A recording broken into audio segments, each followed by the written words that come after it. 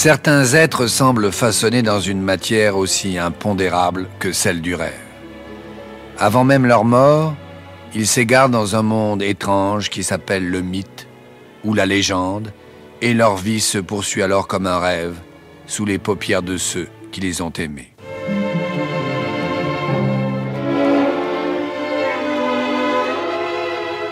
Bien entendu, la naissance de ces êtres-là s'accompagne toujours de certains signes annonciateurs, résumant en quelques symboles ce que sera leur destinée. Il en allait ainsi à Brogden, petit village de la Caroline du Nord, quand naquit la dernière fille de Jonas. C'était la fin de l'année 1922, la veille de Noël, jour par excellence des incarnations royales. Dans les champs de tabac, les serpents rampaient comme dans la Bible, à la recherche d'une femme aux pieds nus. Et l'épouse de Jonas mettait au monde une fillette qui porterait le nom de la femme primordiale, Ève, en anglais Eva, comme Eva Gardner.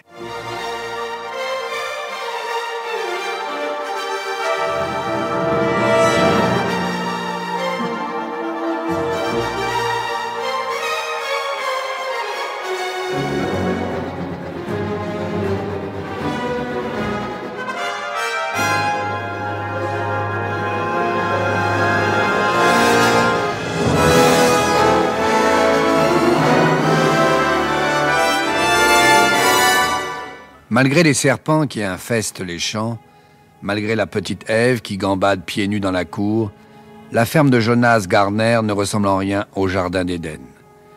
Construite en bois, consolidée par des briques, elle dresse ses 2 étages au milieu des plantations de tabac qui constituent la principale ressource de la Caroline. À 2 pas de la ferme, dans ce paysage plat et monotone, un petit hameau noyé par les brumes des marécages, Brogden. Dès 8 heures du soir, plus un chat ne passe dans ce qu'on appelle pompeusement la Grande Rue.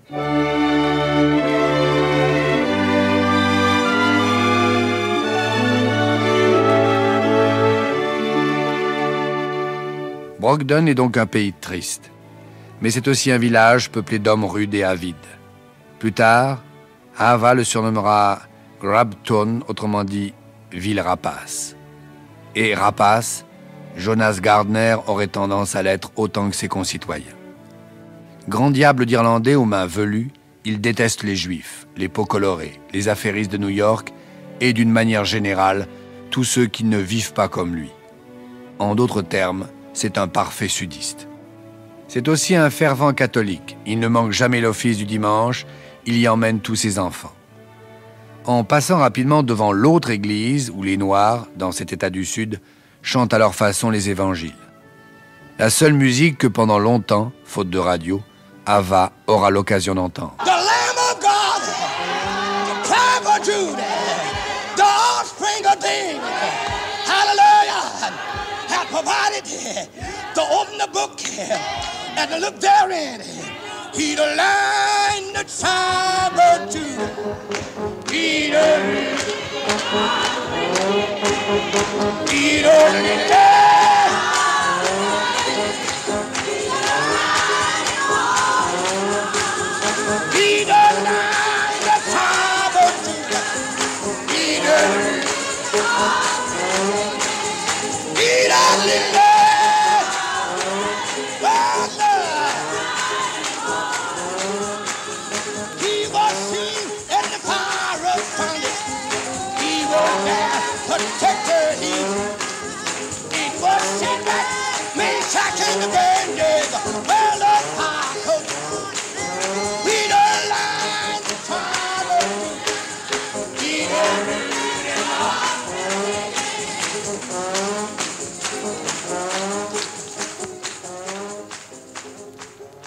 Ava Gardner est la dernière enfant de Jonas et Marie-Élisabeth.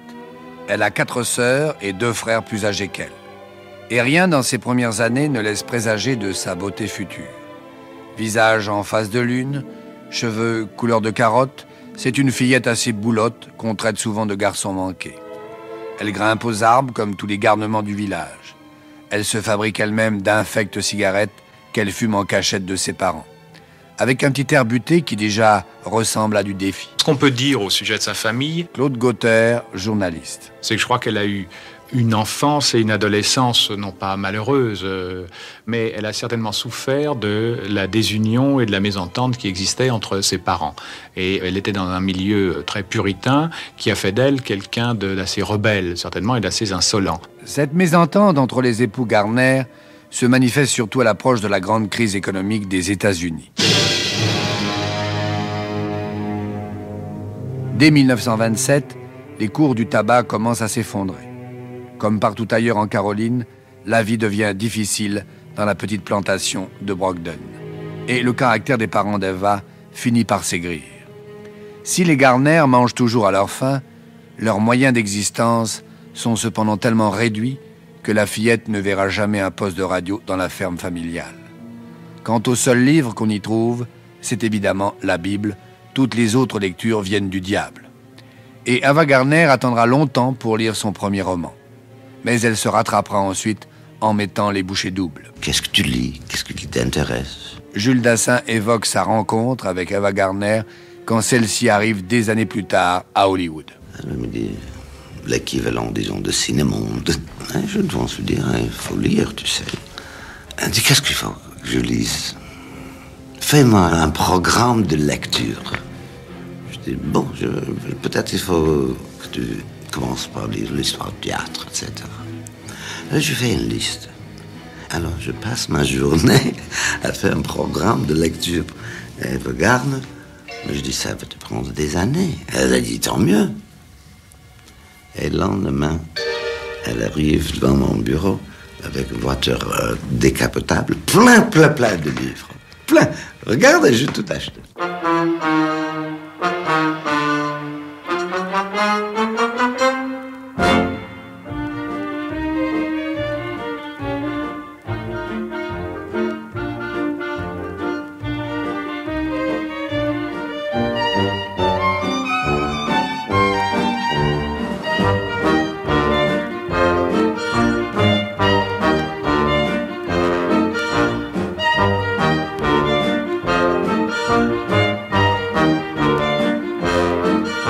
À 10 ans, Ava Gardner n'est donc qu'une fillette mal dégrossie et passablement inculte.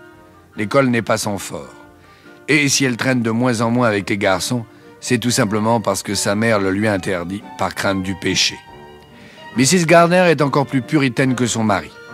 Alors de temps à autre, Eva fait l'école buissonnière. Elle se sauve jusqu'à Smithfield, la bourgade la plus proche. Et là, avec 4 sous qu'elle a trouvés on ne sait comment, elle s'offre un strapontin dans un cinéma miteux. Elle assiste au dernier succès de Clark Gable et de Jean Harlow, sans imaginer un seul instant, bien sûr, qu'elle prendra un jour leur place à l'écran. Mais cette salle obscure, avec ses fauteuils au velours râpé, c'est ce que la fillette connaît encore de mieux pour rêver à son aise, loin des autres. C'est un personnage très, très sauvage. Andrea Parisi. Très sauvage. Peut-être que ça fait partie de sa personnalité, je ne sais pas. C'est à cette époque que se produit un événement capital pour la famille Gardner. De nombreux cultivateurs abandonnent leurs plantations.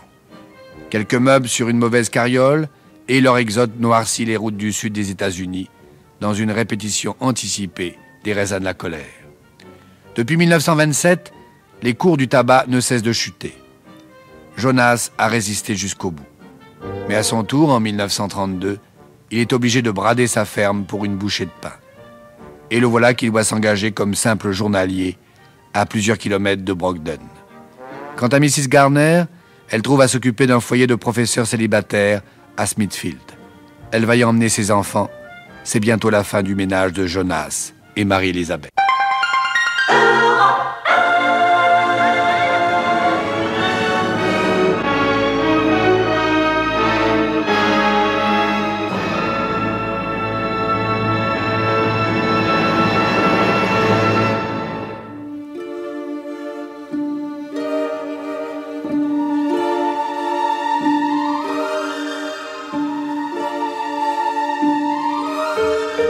Devant la porte du foyer des professeurs, à Smithfield, une gamine mal ficelée dans ses haillons s'amuse à imiter les acrobates. Elle sait déjà faire la chandelle ou même marcher sur les mains. Et quelques passants s'attardent, en riant de bon cœur, devant les pitreries de cette rouquine aux formes rondelettes qui prend la rue pour un théâtre. C'est Ava Gardner. Elle préfère se produire sur les trottoirs que d'aller en classe ou de préparer la soupe pour messieurs les professeurs. Et sa mère la traite continuellement de bonne à rien. Et on aurait pu lui dire aussi Juliette Gréco. qu'elle était intelligente et drôle, ce qui est vrai. Mrs. Gardner, cependant, ne fera jamais à sa fille ce genre de compliments affectueux. Son caractère s'aigrit de plus en plus à mesure qu'augmentent les difficultés matérielles. En 1934, elle est obligée de quitter son mari pour s'établir à Newport, en Virginie. Elle a trouvé là-bas un engagement de 2 ans comme gouvernante dans une pension de famille. Elle y emmène Ava et sa plus jeune sœur, et il est bien entendu que les 2 filles devront l'aider dans son travail.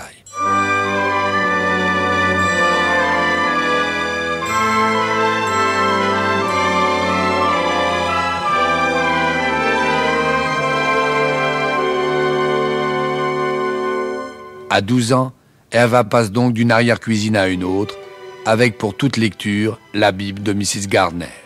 Et pourtant, c'est un personnage qui a une telle ardeur, un grand ami d'Ava Gardner, Claude Terrail. un tel désir de connaître, de prendre la vie, de la prendre à grands bras, qu'elle étonne, qu'elle est émouvante. C'est un personnage à 1000 facettes. Bien sûr, ce n'est pas le simple horizon d'une arrière-cuisine qui pourrait satisfaire les aspirations intellectuelles ou morales de la jeune Eva. Il lui faudrait un peu de champ libre, qu'on lui laisse la possibilité de faire des rencontres. Mais de jour en jour, le caractère puritain de sa mère s'accentue davantage. Sous prétexte d'observer la pureté, Mrs. Gardner interdit à sa fille d'approcher des garçons. Elle refuse de lui acheter des vêtements neufs.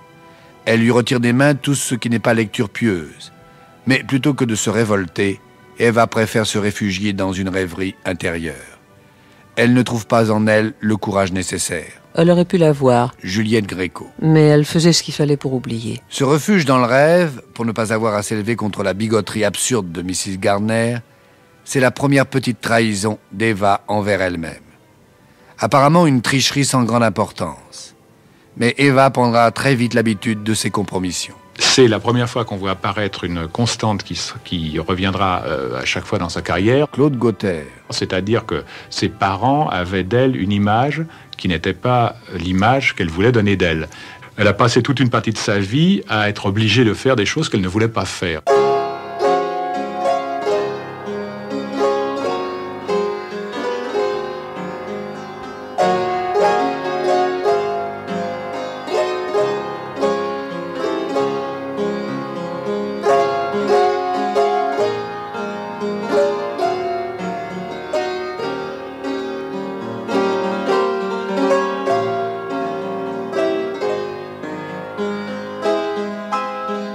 En 1938, Mrs. Gardner s'apprête à quitter Newport pour une autre pension de famille, à Rock Ridge, en Caroline du Nord.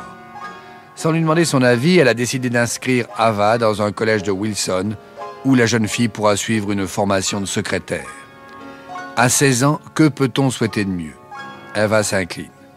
Et déjà, on prépare les valises quand arrive une nouvelle qui modifie la destination du voyage.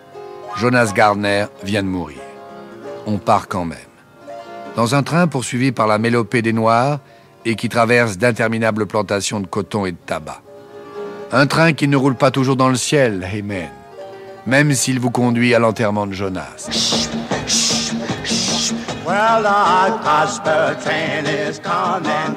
You better get your bill. Hey, better set your house in order. I know the train may be. Well, bet I would not live a sinner. I'll tell you the reason why. I'm afraid my Lord might call me, and I wouldn't be ready to. Hey, Ava Gardner est maintenant pensionnaire au collège chrétien de Wilson. Elle apprend la sténo, la dactylo, et elle travaille sérieusement puisqu'elle réussira son examen de secrétaire avec le score très honorable de 120 mots à la minute. Mrs. Gardner est ravie de voir sa fille devenir aussi studieuse, mais elle se félicite beaucoup moins d'un autre changement. Car l'adolescente boulotte et mal dégrossie se métamorphose petit à petit en une créature d'une troublante beauté. Tous les hommes se retournent sur elle, et pas seulement les hommes, c'est bien la preuve que le diable s'en mêle. Je n'ai jamais vu quelqu'un d'aussi beau. Juliette Gréco, qui a été la partenaire d'Ava Gardner au cinéma. D'aussi beaux pieds, d'aussi jolies jambes, d'aussi jolies chevilles, d'aussi beaux yeux, d'aussi beaux seins. Une qualité de peau, un regard, des cheveux, tout, les dents.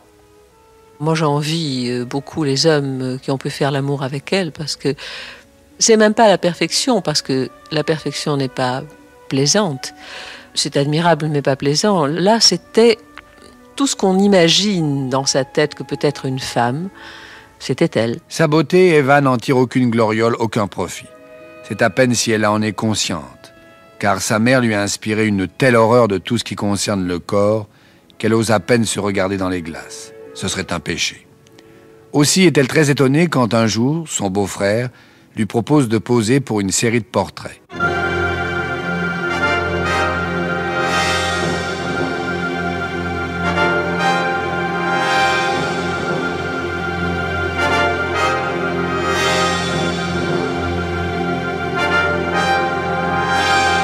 Alors qu'elle a 18 ans, Ava Gardner reçoit l'autorisation d'aller passer quelques vacances à New York, chez sa sœur aînée, Bappy.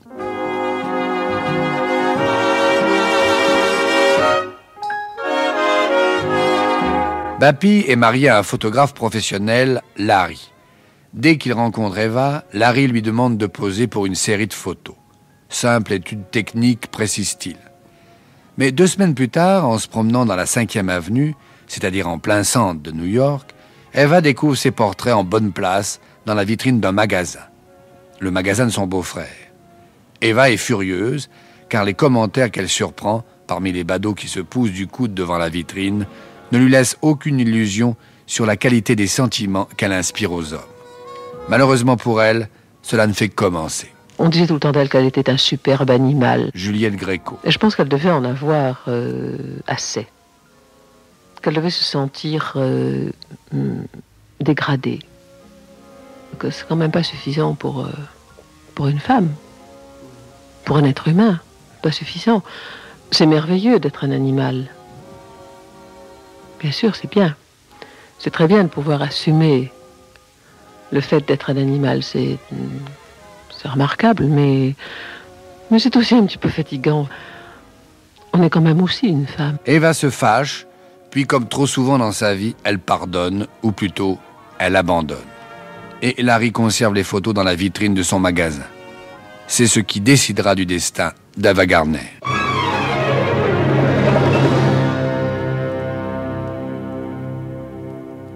Quelque temps plus tard, en effet, alors qu'Eva est déjà retournée dans sa province, un inconnu entre dans le magasin de Larry. Il réclame le téléphone et l'adresse de la superbe fille qui a posé pour les photos.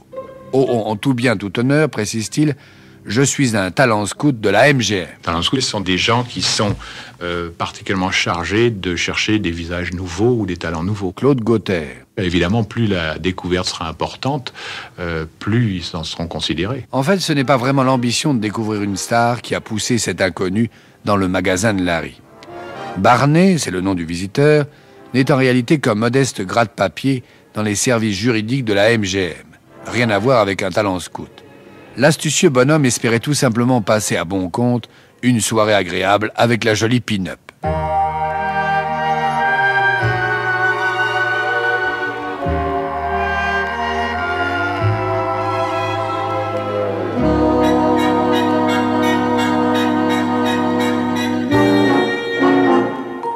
Mais voici Barney pris au piège de son mensonge. Et pour s'en sortir, il communique les portraits d'Eva au vrai talent scout de la MGM.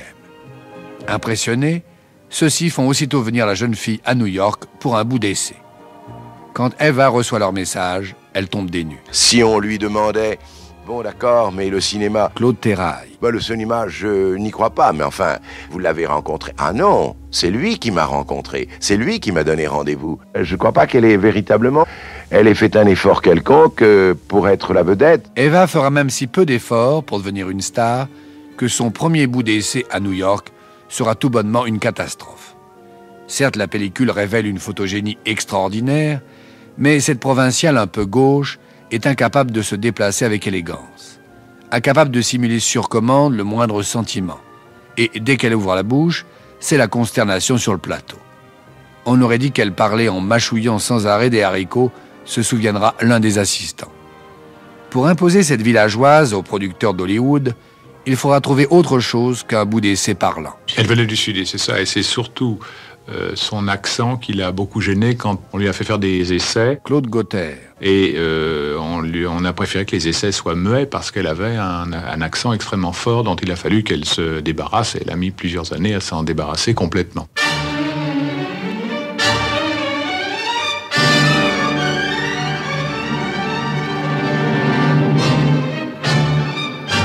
En juillet 1941, Ava Gardner est dans le train qui roule vers Hollywood. Dans le même compartiment qu'elle, Bappy, chargé par sa mère de la chaperonner, ainsi qu'un employé de la MGM de New York. Celui-ci a dans ses bagages le dernier essai d'Eva. 2 minutes de film en noir et blanc, muet.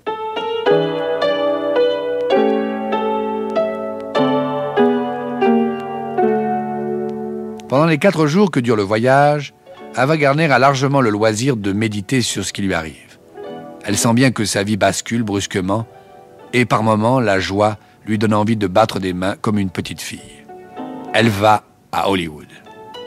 Mais le reste du temps, une mystérieuse angoisse lui crie, lui répète de revenir en arrière. Vite, très vite. Comme si elle risquait de perdre toute substance humaine en pénétrant dans cette vaste usine à rêves où on la conduit. Hollywood est un mangeur d'hommes, un dévoreur d'âmes. Juliette Gréco. Il faut être très fort pour résister, très très fort. Il faut être fort pour résister à l'argent, il faut être fort pour résister à la puissance. Ils en savent tous quelque chose. Il faut être fort pour résister à votre nom en lettres de feu sur tous les frontons de tous les cinémas du monde. Je ne sais pas si elle avait cette force-là, je ne sais pas. En tout cas, si elle l'avait, on l'a brisée. Ce qui se brise également lorsqu'Eva débarque à Hollywood, c'est l'image paradisiaque qu'elle se faisait de la ville. Elle entrevoit des rues désenchantées, sales, ponctuées de palmiers rachitiques, et les cinémas sont à peine moins miteux que celui de son enfance à Smithfield.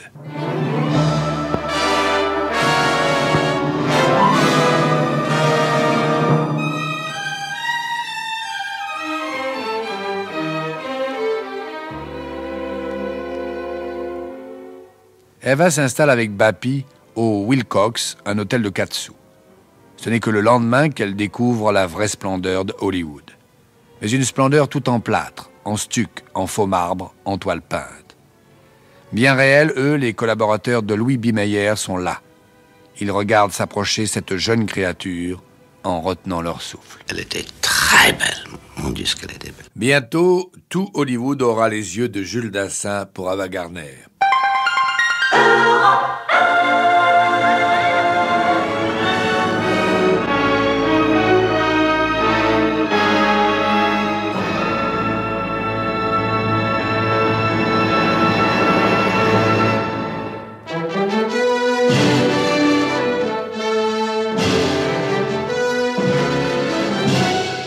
Le héros des mythologies, dans sa recherche de l'absolu, rencontre la mort.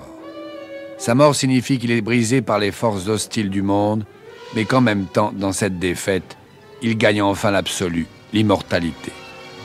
James Dean meurt, sa victoire sur la mort commence. Ces propos sont d'Edgar Morin. Sans trahir la pensée du sociologue, on pourrait la poursuivre en ajoutant que certains acteurs s'engagent, de leur vivant même, dans l'immortalité. Bien qu'ils soient encore des personnages de chair et de sang, leur nom évoque beaucoup plus un mythe que leur propre personne. Mais leur transmutation ne semble acquise que par une sorte de mort quotidienne et inlassablement répétée, comme s'ils laissaient sur les écrans, à chacun de leurs passages, un peu de leur substance, pour respecter le mystérieux échange entre le rêve et la mort. Ava Gardner meurt un peu plus chaque jour. Sa victoire sur la mort est commencée.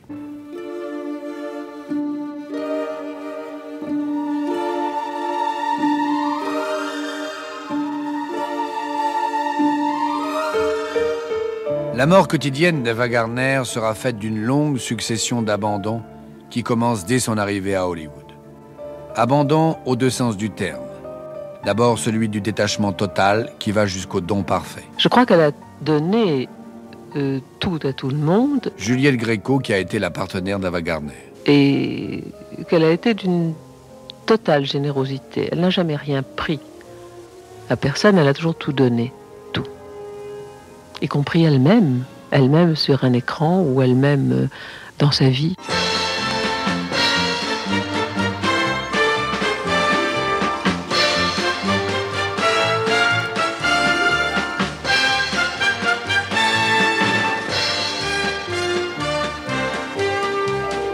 Eva connaîtra aussi l'abandon qui veut dire capitulation. À tout hasard, la MGM lui propose un contrat de 7 ans à 75 $ par semaine, alors qu'elle ne sait ni jouer, ni bouger, ni même parler. Mais pourquoi? Tout simplement parce qu'elle est un bel animal. C'est clair, c'est net. Un corps pareil, on ne s'occupe pas de sa personnalité si d'aventure il en a une. On espère seulement, sans trop y croire, qu'il pourra rapporter un peu d'argent. Eva se rebiffe un peu, puis très vite elle abandonne. Elle souscrit à toutes les obligations de la métro. Elle va même s'efforcer de réussir son premier essai avec un grand metteur en scène. Une tentative qui a déjà découragé 2 ou 3 autres réalisateurs. Alors j'ai répété une petite scène avec elle. Et c'était difficile. Jules Dassin raconte comment il a filmé Eva Gardner pour ce bout d'essai. Je dis, Eva, regardez. Coupe. J'ai jonglé, regardé, coupe. Je dis, tu peux aller vite au téléphone. Je dis, oui. Comme ça, j'ai fait le montage d'une scène. Et j'arrive au studio le lendemain, dans la salle de projection privée de Louis B. Mayer. J'arrive, il y a tous les producteurs de MGM dans sa salle. Tous ces autres, à plein. Et on projette la scène. Et c'était merveilleux. C'était excellent. Certes, Louis B. Mayer est enchanté par cette projection. Il est certain d'avoir mis la main sur une future grande vedette. C'est du moins ce qu'on racontera 30 ans plus tard. En attendant, Eva ne se distingue en rien des autres débutantes, engagées comme elle pour 3 sous par jour, sur un sourire ou une photo, et qui pullule dans les studios de la MGM. Malgré son brillant bout d'essai, Eva Gardner attendra longtemps avant d'être autre chose qu'une simple figurante.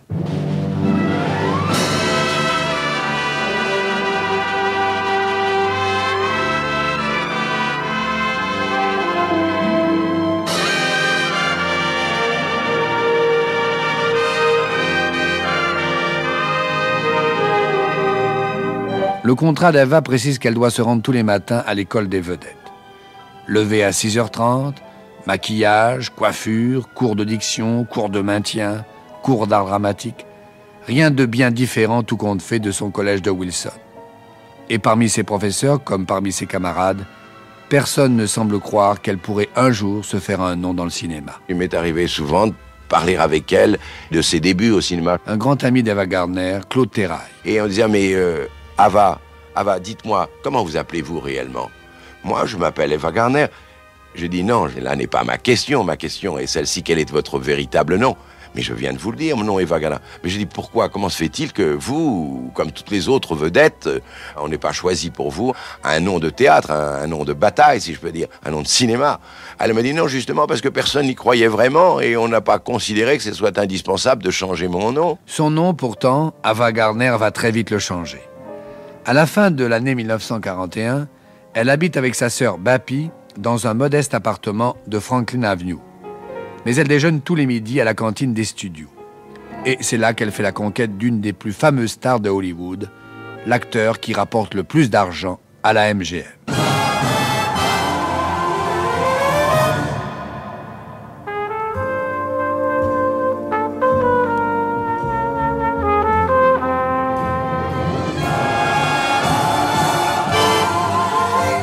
Il a juste un an de plus qu'Ava Gardner, il sait tout faire, danser, chanter, jouer la comédie, et tout le monde hurle de rire quand il raconte ses blagues. C'est la célébrité la plus sympathique de tout Hollywood, et comme il a conquis son titre de star à l'âge de 5 ou 6 ans, imaginez un peu sa fortune. On ne lui trouve qu'un seul défaut, Il mesure à peine 1,60 m et pour tout dire, il n'est pas très beau. C'est Mickey Rooney. Or, depuis quelque temps, on voit très souvent Ava Gardner et Mickey Rooney ensemble.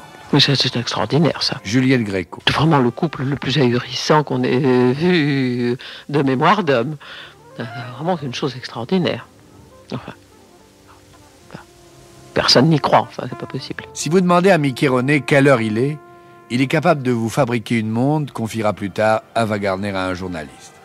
Ceci pour expliquer peut-être qu'elle n'a pas su résister à la cour acharnée que lui fait le comédien. Le 10 janvier 1942, on célèbre leur mariage dans une petite église presbytérienne au pied des montagnes Santa Inés. À quand le divorce?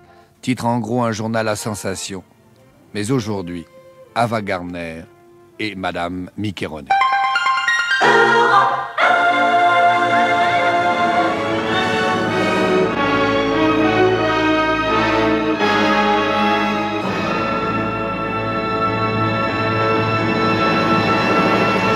Une de ces fameuses parties un soir chez on ne sait plus qui à Hollywood. Mickey Rooney est là. Il débite ses interminables plaisanteries en trônant dans le meilleur fauteuil du salon quand soudain entre Joan Crawford. Tous les hommes se lèvent. La célèbre comédienne s'immobilise sur le pas de la porte. Elle toise Mickey Rooney d'un regard impérial. « Alors, jeune homme, on ne vous a jamais appris à vous lever devant les dames ?»« Mais balbutie le petit homme, je suis déjà debout. »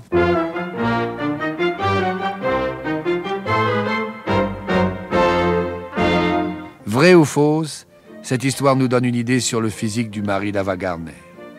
Et on s'empresse de mettre en doute les sentiments d'Eva pour ce nabot. Quand elle a rencontré et épousé Mickey Rooney, Claude Gauthier. Mickey Rooney était une grande vedette et elle était une débutante, simplement.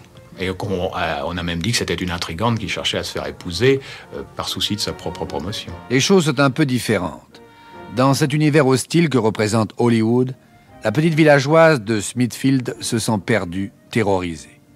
Jusqu'à présent, elle n'a pratiquement connu que ses champs de tabac. Très banalement, elle éprouve le besoin d'être protégée contre les autres et aussi contre elle-même. Seulement, les sermons puritains de sa mère lui ont communiqué une hantise farouche des mâles. Ils sont l'image du péché. L'homme le moins représentatif devient donc, pour cette seule raison, le moins repoussant. Et loin d'Eva, l'idée d'épouser Mickey Rooney pour ce qu'il pouvait lui apporter sur le plan matériel. Elle aime les êtres qui donnent, elle aime les êtres qui apportent, mais elle donne. Claude Terrail. Ava est une femme qui donne, qui ne prend pas seulement. Mais ça n'est pas une croqueuse de diamants. C'est une femme pour laquelle l'argent n'a qu'une valeur secondaire.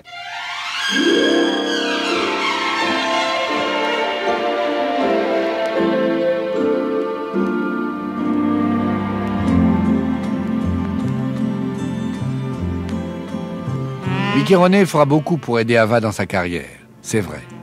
Mais la jeune femme n'en tirera pas grand avantage. Car malgré les efforts de son mari, les producteurs s'obstinent à ne voir en Mrs. Rooney qu'une belle fille aux formes splendides, un corps aussi bien tourné, ça ne peut pas vouloir penser. Dès le début, elle est arrivée, c'était même une superbe plante. Francis Perrin. Et quand elle est arrivée, on l'a considérée un peu comme ça, et elle a voulu, elle, être une actrice, et elle a souffert énormément d'être considérée comme une belle femme et pas une bonne actrice, alors qu'elle était les deux. Ava Gardner souffre aussi de bien d'autres choses, au point que par moments, elle éprouve le désir de tout laisser tomber pour retourner dans sa Caroline du Nord. Car là-bas, à Wilson, Mrs. Gardner se meurt d'un cancer et Ava s'en attribue la faute, c'est parce qu'elle est venue ici, à Hollywood. Des remords continuels la rendent nerveuse, sauvage, et Mickey Rooney n'y comprend plus rien. Il devient fou d'exaspération devant cette femme qu'il adore, mais qui se transforme en statue de marbre dès qu'il approche. Alors il se met à lui mener une vie d'enfer, une simple répétition de ce qu'Eva connaîtra souvent. Tous les hommes ont été très méchants avec elle. Extrêmement méchants. Juliette Gréco. Et ceux qui ont voulu être gentils se sont fait jeter parce que c'était difficile de les croire probablement. Être vendu comme un animal, ou au mieux être considéré comme un simple objet, voilà le leitmotiv qui reviendra trop souvent dans la vie d'Ava Gardner. Alors parfois elle se révolte, ou du moins, Elle essaie de se révolter. Une femme qui est très lucide de ce qu'elle représente, mais qui en a peur aussi. Francis Perrin. Alors elle veut, tout d'un coup, elle casse tout à un moment, elle s'en va, elle vit sa propre vie. Le 21 mai 1943, tout le monde prédit à Ava Gardner qu'elle a brisé sa carrière. On vient de prononcer le divorce des époux René. Le même jour, Mrs. Gardner meurt à Wilson. Pour Eva, c'est une nouvelle terrifiante, un signe du ciel qui va renforcer son sentiment de culpabilité. Tout compte fait, elle n'avait peut-être pas le droit de se révolter. À partir de ce jour, Ava Gardner vivra déchirée entre l'envie farouche de s'insurger contre tout ce qui l'oppresse et le besoin de s'y soumettre pour s'avilir et se punir. Une soumission qui ressemble à une mort quotidienne. C'est l'autodestruction, c'est le désespoir. C'est un personnage assez désespéré. Claude Gauthier. Toute vie est bien entendu un processus de démolition. Et cette citation de Scott Fitzgerald semble avoir été écrite spécialement pour Ava Gardner. Oh, listen, sister, I love my Mr. Man, and I can't tell you why. There ain't no reason for me to love that man.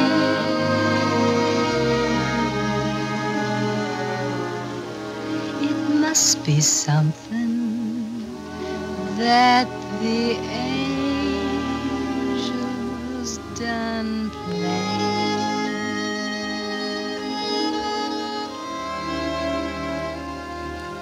Fish gotta swim, birds gotta fly. I gotta love one man till I die. Can't help loving that man.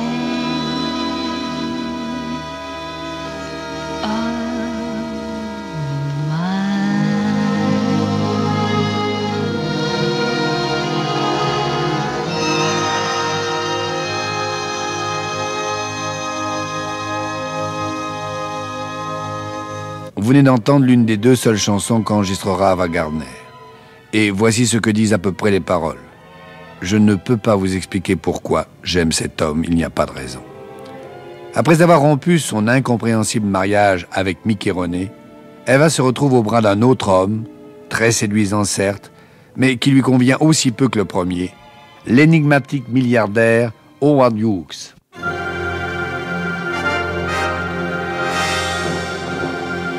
Howard Hughes est à cette époque au fait de sa puissance. C'est un homme étrange, bien qu'il possède la TWA et 200 millions de dollars, il vit dans une sorte de bocal aseptisé, car il a peur des microbes et il se nourrit de légumes arrosés de Coca-Cola. Seules les affaires l'intéressent, ainsi que les femmes aux très gros seins, précise un de ses secrétaires. Mais ce n'est pas tout à fait vrai. Howard Hughes s'intéresse également au cinéma. Il a d'ailleurs lancé Jane Russell dans un film qu'il a dirigé lui-même. Et il a poussé la complaisance jusqu'à inventer pour la fabuleuse poitrine de sa maîtresse un soutien-gorge à armature. Il fallait bien cela.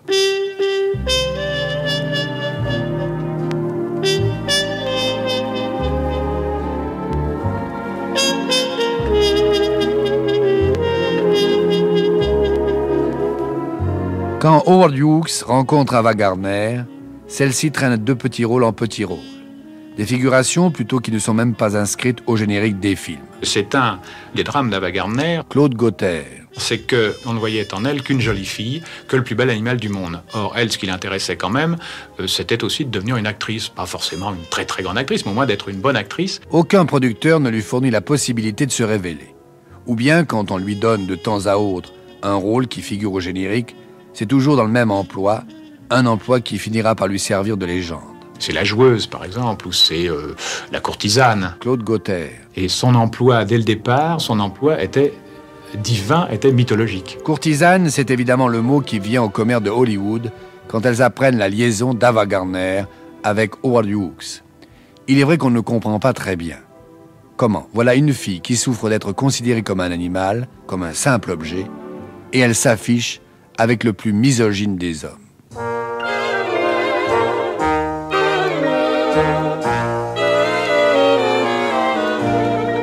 Pourtant, en dehors de quelques fourrures et d'une Cadillac, que d'ailleurs il lui reprendra, Howard Hughes n'apporte pas grand-chose à la jeune actrice. Et on ne peut vraiment pas soupçonner celle-ci de corruption. Elle se débat toujours dans les mêmes difficultés. Elle a démarré très doucement, c'était très dur. Jules Dassin. Elle a travaillé. Elle était, elle, vraiment. Par contre, un des premiers films était un film avec Joan Crawford. Heureusement, j'ai oublié le titre. C'était un cauchemar. Il s'agissait en fait de Réunion in France, un film de Jules Dassin lui-même, et qui, malgré son titre, n'est jamais paru sur les écrans français. C'est également le 7e film d'Ava Gardner et non le premier. Mais elle devra encore en tourner 13 autres avant d'obtenir enfin un rôle de véritable actrice et non de simple figurante. Je crois que c'est Whistle Stop qui est devenu Tragique Rendez-vous. Claude Gauthier. Qui a été le premier film qu'elle a tourné en vedette. Loin de consacrer Ava Gardner comme comédienne, le film de Léonine Moggy ne fait que révéler à un plus vaste public son charme sensuel extraordinaire.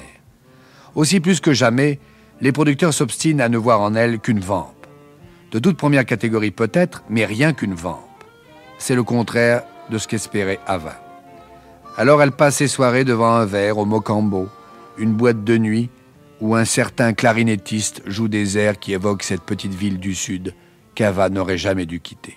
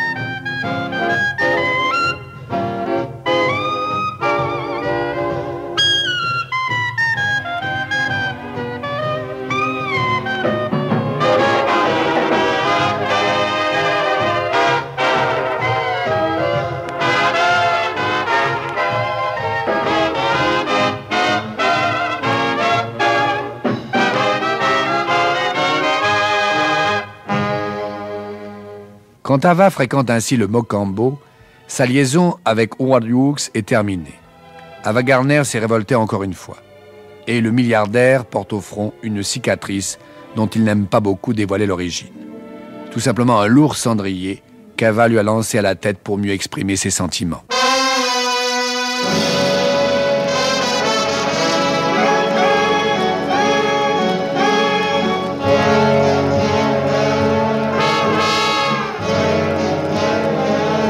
Ava Gardner est donc libre, et elle va s'éprendre du clarinettiste du Mocambo, Artie Shaw. C'est un musicien très renommé et qui se prend pour un intellectuel sous prétexte qu'il a lu la moitié d'un rayon de bibliothèque. Il regardera de haut cette jeune starlette qui s'imagine encore que le Pirée est un homme. C'est quelqu'un qui pensait peut-être qu'elle n'était pas aussi intelligente que belle. Juliette Gréco. Parce qu'on parlait toujours de la beauté, de sa beauté. On parle encore de sa beauté, bien sûr, parce qu'on ne peut pas ne pas en parler, ce serait dommage de s'en priver. On n'a jamais dit d'elle qu'elle était une intellectuelle. Or, elle est peut-être une intellectuelle. Le 17 octobre, Ava Gardner épouse Artie Shaw. Mais très vite, ce sont des scènes fracassantes entre les jeunes époux. Artie Shaw humilie Ava Gardner en public.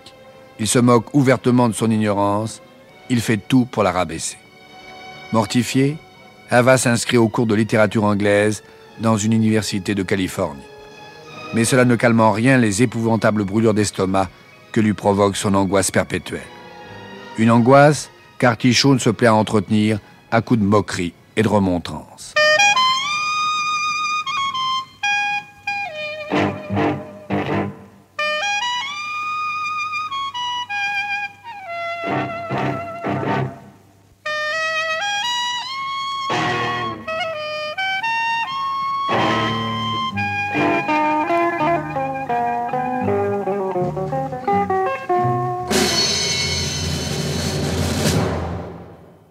C'est alors qu'on propose à Ava Gardner un premier rôle féminin aux côtés de Burt Lancaster. Le film est tiré d'une nouvelle d'Hemingway, Les Tueurs.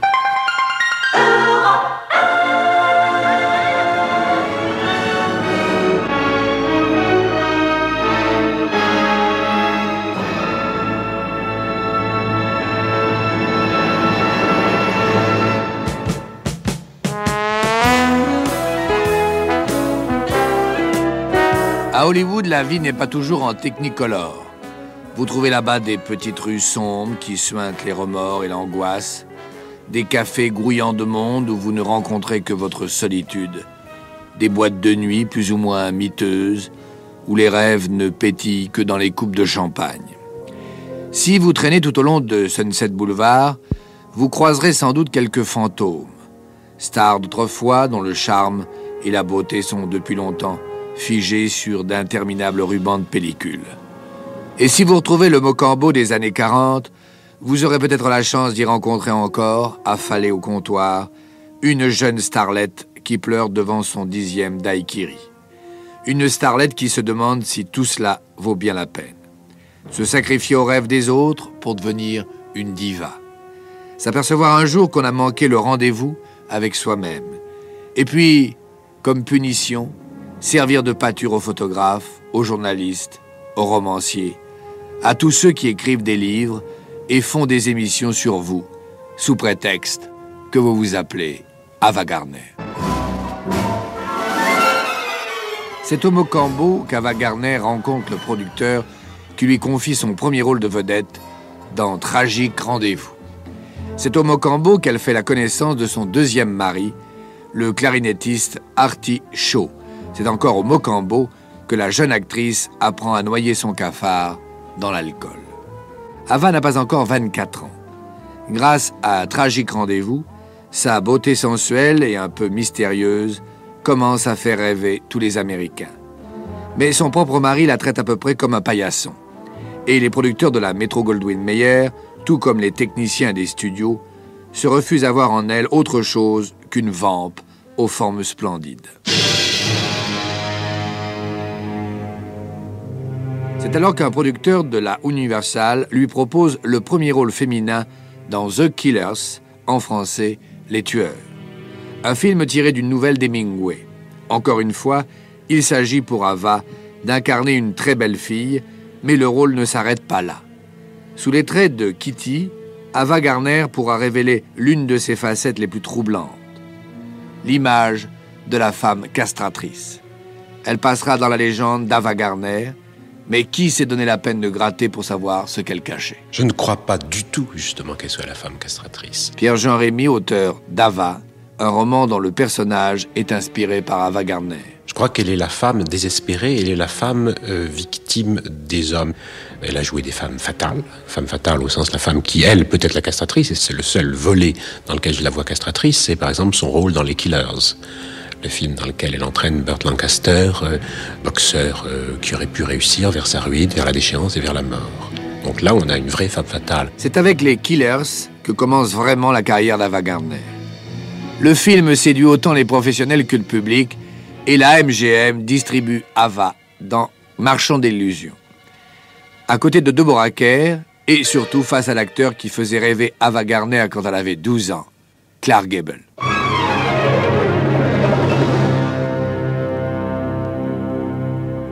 Malgré cette distribution flatteuse, malgré le succès des Killers, Ava est toujours aussi angoissée. Son mariage avec Artie Shaw s'achève par un divorce, le 16 août 1946, après 10 mois d'une existence infernale. Ce dont pourra se flatter le musicien, c'est d'avoir consolidé chez la jeune femme un sentiment d'infériorité qui ne la quittera plus. Quand on la présente à Clark Gable, le moral d'Ava Gardner est au plus bas. Sa grande hantise, c'est qu'elle a toujours pensé qu'elle était très mauvaise. Claude Gauthier, journaliste. Qu'elle était toujours belle à l'écran, mais qu'elle n'était pas une bonne actrice, qu'elle n'était même pas une actrice du tout. C'était une attitude masochiste. Vous considérez que vous n'êtes pas une actrice, lui dit Clark Gable quand il rencontre Ava Gardner. Eh bien, soyez rassurés, je ne me considère pas non plus comme un acteur. Pendant tout le tournage de Marchand d'illusions, Clark Gable, très paternellement, fera en sorte qu'Ava Gardner reprenne confiance en elle-même. Il pousse même la gentillesse plus loin. Un jour, on l'interviewe à la radio, mais au lieu de parler de lui-même, il dévie l'entretien sur sa jeune partenaire et rend longuement hommage à ses qualités de comédienne. Personne n'avait jamais eu de paroles aussi réconfortantes envers Ava. Elle les fera graver sur un disque pour les écouter tous les soirs.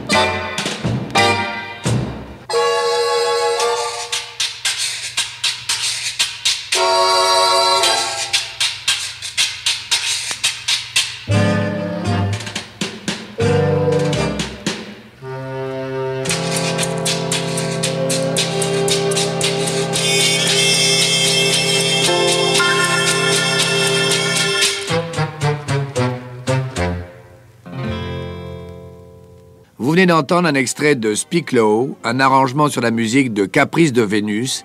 C'est l'un des nombreux films qu'Ava tourne de 1946 à 1950. Des films qui ne sont pas tous de la meilleure qualité, car désormais, c'est la guerre ouverte entre Ava Gardner et la métro. Ava Gardner est maintenant ce qu'on appelle une star naissante, mais elle refuse de se conformer aux règles de vie que le studio impose à toutes ses stars. Et Louis B. Mayer lui reproche sa vie dissolue, c'est-à-dire pêle-mêle ses divorces, ses aventures avec Howard Hughes et quelques autres, sa tendance de plus en plus nette à se consoler dans l'alcool, et aussi son franc-parler. Ses sympathies marquées pour les simples techniciens plutôt que pour les délégués de la production. Alors, la métro se venge en distribuant l'actrice dans des films de deuxième ou troisième ordre. C'est un conflit dans lequel Ava ne peut être que perdante.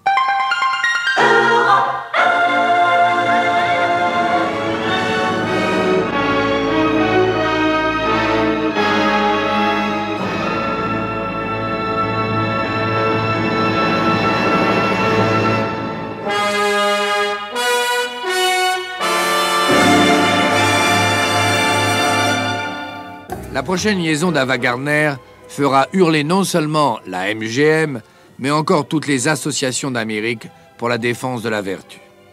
Dans le courant de l'année 1949, un homme se débat comme un beau diable dans les studios de la MGM pour y trouver du travail. Petit, maigre comme un clou, une grosse tête avec des oreilles largement décollées, c'est un chanteur dont la cote du box-office ne cesse de tomber tous les jours. C'est au bras de cet homme que va s'afficher Ava Gardner.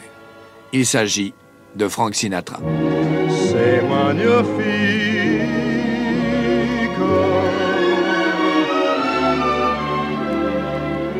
But when one day your loved one drifts away, ooh la la la, it is so tragic. But when once more she whispers, Je t'adore. For me, Je t'aime. sans sache, Mon amour. ring a ding ding ding, c'est magnifique.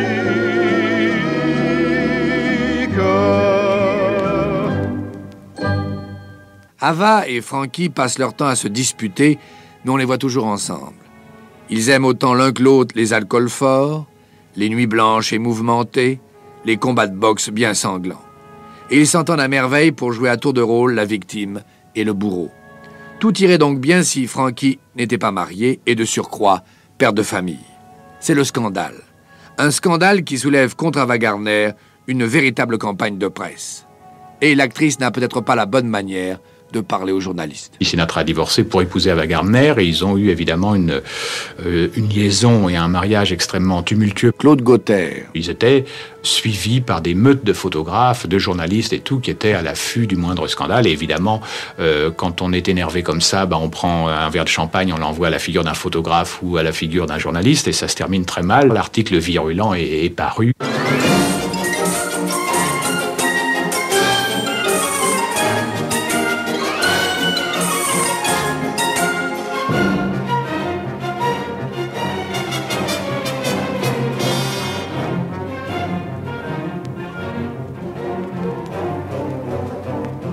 Sinatra se rend bien compte qu'il est sur la pente descendante. Il se conduit d'une façon incohérente, comme un homme en pleine dépression nerveuse. En revanche, la gloire commence pour Ava Gardner, et elle met sa gloire à profit pour essayer de relancer la carrière de Frank. Bien que son amour pour lui n'ait peut-être pas l'intensité qu'aurait souhaité Sinatra. Ça n'est un secret pour personne, tout le monde le sait, qu'il en a été véritablement mordu. Claude Terrail. Je ne crois pas qu'elle ait eu pour lui, peut-être, au début, mais je pense bien qu'elle ait eu pour lui ce qu'on appelle un amour démesuré. Non, je crois qu'elle le considérait un peu comme sa chose. Elle le suivait, elle voulait pour lui une réussite totale. Malgré les attentions d'Ava Gardner, le moral de Sinatra décline de jour en jour. Un soir, alors qu'il doit passer au Copacabana à New York, il s'enferme dans sa chambre d'hôtel et déclare qu'il va se suicider. Affolement général, on réussit à prévenir Ava Gardner qui arrive en toute hâte au moment précis où claquent 2 coups de feu. Quand on enfonce la porte, on découvre Sinatra tranquillement assis sur une chaise. Il a simplement tiré dans son matelas. Pour cette fois, précise-t-il avec un sourire mauvais. Curieuse coïncidence, c'est à cette époque qu'on propose à la jeune actrice un scénario dans lequel un homme se fait sauter la tête devant elle.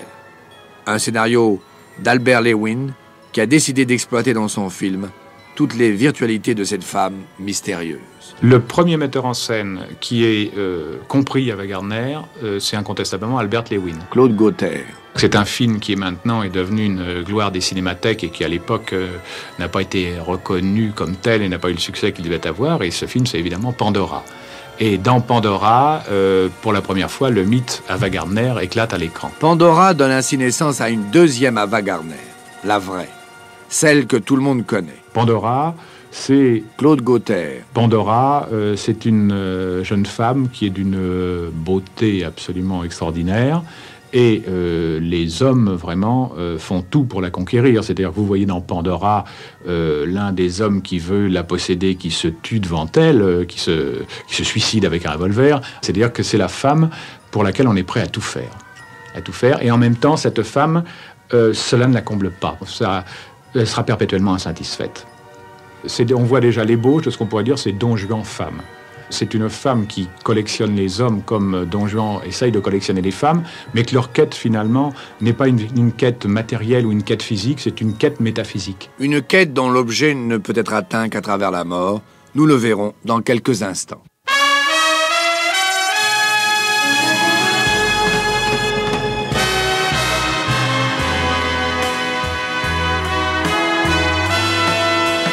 Entre la vie d'Ava Gardner et les principaux personnages qu'elle a interprétés, se présentent beaucoup de ressemblances qui ne sont pas toutes le fruit du hasard.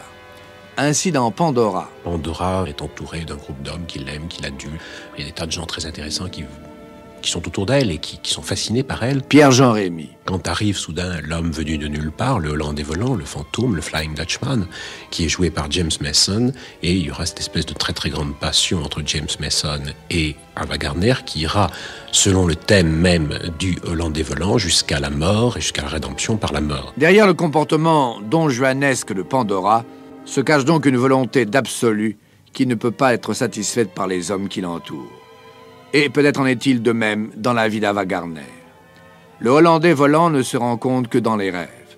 Ce n'est pourtant pas faute de le chercher. Le film d'Albert Lewin est tourné en Espagne.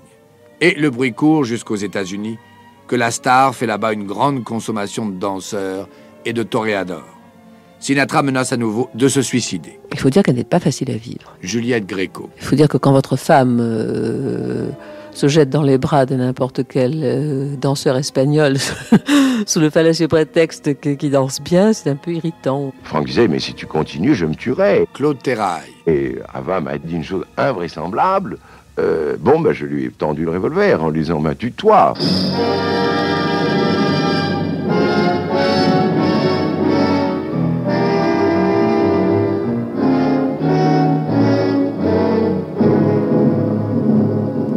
Son esprit de bravade, son goût de tout ce qui est excessif, Ava Gardner le manifeste maintenant d'une manière continuelle. En septembre 1950, elle reprend sa liaison tumultueuse avec Frank Sinatra. Et ce tumulte permanent est bien le signe que sa vie ne la satisfait guère. Les gens heureux ne passent pas leur nuit à boire. Elle faisait ce qu'il fallait pour oublier. Juliette Gréco. Dans la mesure où c'est quelqu'un qui s'étourdissait. C'est quelqu'un qui se perdait, qui essayait de se perdre. À cette époque, Ava Gardner conserve encore dans son placard le petit manteau à $10 qu'elle avait sur elle 9 ans plus tôt en arrivant à Hollywood.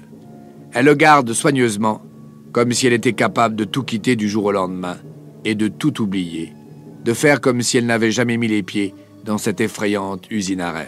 Elle a peur de la machine du cinéma. Christopher Miles, qui vient de mettre en scène le dernier film d'Ava Gardner. C'est une machine très cruelle, c'est une machine qui peut vous monter jusqu'au ciel, et c'est une machine qui peut vous laisser à la poubelle. Devant cette machine, Ava Gardner ne cessera jamais d'avoir peur. Mais au lieu de quitter Hollywood, au lieu de retourner dans sa bonne vieille province, comme elle menace parfois de le faire, elle cède à ce qu'on appelle les bons conseils, les encouragements, qui ne sont peut-être que des pressions habiles. Et elle renouvelle son engagement avec la Metro-Goldwyn-Mayer. Elle signe un deuxième contrat qui, pour 7 ans, fera d'elle la chose des studios. Elle s'enferme elle-même dans le piège. Gardner s'est fait coincer par un système abominable. Juliette Gréco. Enfermée. Condamnée. Elle le savait d'ailleurs, elle le sentait très bien. Pour comble de malchance, Pandora est aussi mal reçue par le public que par la presse. Il faudra des années pour que l'on reconnaisse au film d'Albert Lewin toutes ses merveilleuses qualités. Ava Gardner se trouve de nouveau en conflit avec la MGM. Soi-disant pour ne pas renouveler l'échec de Pandora, le studio décide en effet de cantonner Ava Gardner dans un certain genre d'emploi. Celui de plus bel animal du monde, évidemment. Cela revient à dire que ses producteurs lui nient non seulement tout talent d'actrice, mais encore toute personnalité.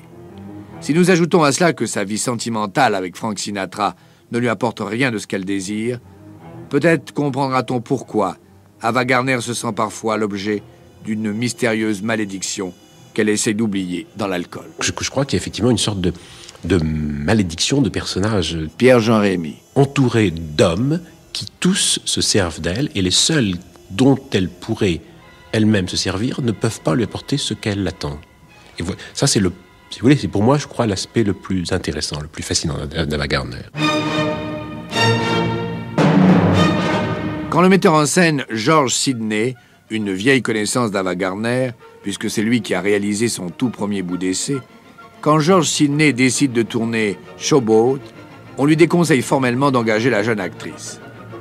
Gardner, non, c'est rien du tout, voyons, lui affirme-t-on de toutes parts. Mais le réalisateur s'obstine et obtient Ava Gardner. Alors la MGM s'arrange pour jouer à celle-ci un mauvais tour à sa façon. Les 2 chansons que la comédienne chante dans Showboat, la MGM les fait doubler par une autre chanteuse, juste avant la sortie du film, sous prétexte qu'Ava Gardner ne sait pas chanter. Je vous laisse le soin de juger vous-même. But along came Bill, an ordinary guy. He hasn't got a thing that I can brag about, and yet to be upon his knee, so comfy and roomy, feels natural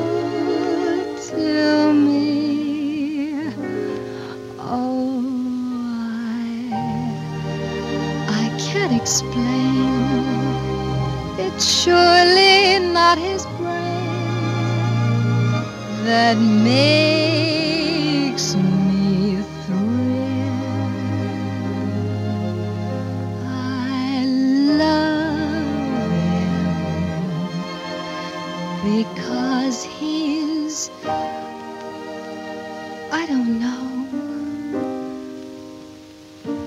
because he's just my Bill.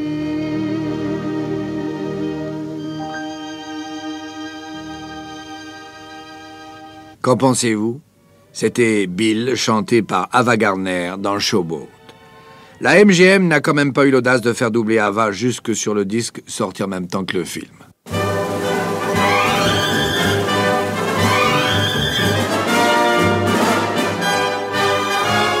Après cette série d'humiliations, Ava Gardner étouffe de plus en plus à Hollywood.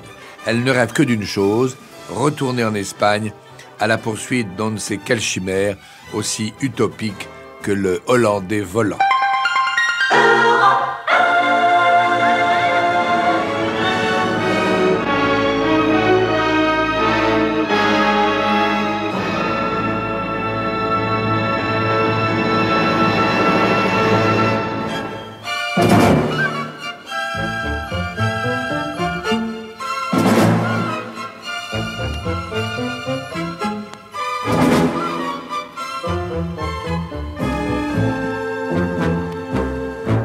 Dans le terme de tauromachie, art d'affronter les taureaux, vous trouvez un élément machi qui signifie combat et qui ressemble fort à ce mot de macho, doté d'une certaine saveur espagnole. Tout cela pour vous dire que les courses de taureaux semblent a priori réservées aux hommes, aux vrais. Et ce jour-là, au début de l'année 1957, tous les machos d'une bourgade des environs de Séville se frottent les yeux. Ils n'en reviennent pas du spectacle qui se déroule devant eux, sur le sable de leur petite plaza de taureau. Juchée sur un cheval, une simple femme repousse à coups de lance un magnifique animal vers le centre de l'arène. Ce n'est pas Saint-Georges terrassant le dragon, loin de là. Il s'agit d'Ava Gardner.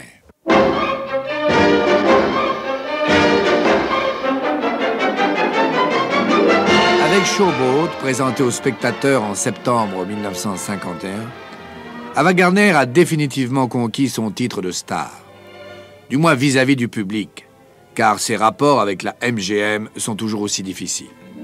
Le studio lui reproche sa vie tumultueuse et surtout son esprit rebelle. Et les producteurs n'ont rien fait pour faciliter son ascension. Il s'est imposé petit à petit comme ça. Claude Gauthier, journaliste. Et on s'est aperçu que si on voulait trouver des femmes dont elle avait la stature et dont elle allait prendre la place dans l'esprit des spectateurs, il faudrait remonter soit à Louise Brooks, soit à Garbo, soit à Marlène Dietrich. Donc dans des emplois et des situations totalement différentes d'elle, mais elle était de cette taille-là.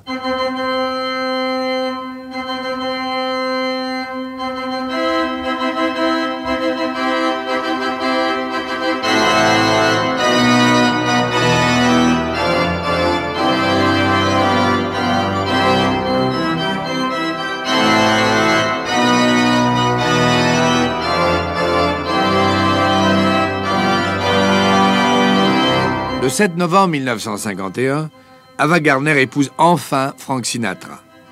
La MGM espère qu'elle va s'assagir un peu. Mais la sagesse d'Ava ne dure pas longtemps. 6 mois plus tard, elle retrouve un pays qui l'a fascinée quand elle y tournait Pandora, l'Espagne. Ce pays possède la vertu d'agir sur elle comme une tequila divine, surtout quand retentissent les flamencos qui lui donnent enfin la force d'exorciser tous ses démons intérieurs. C'est quelqu'un qui ne parlait que dans des conditions particulières. Juliette Gréco, qui a été la partenaire d'Ava Gardner au cinéma. C'est-à-dire, à 4 heures du matin, dans une taverne, avec des guitaristes, et où elle faisait comme ça des choses considérées comme étant folles. Moi, je ne considère pas du tout que ce soit des choses folles. Elle justifiait ce côté animal, qui devait sans doute profondément lui déplaire, et qu'elle devait assassiner l'animal qu'elle était toutes les nuits. Moi, je crois que c'est plus une vie de désespoir qu'une vie de fête.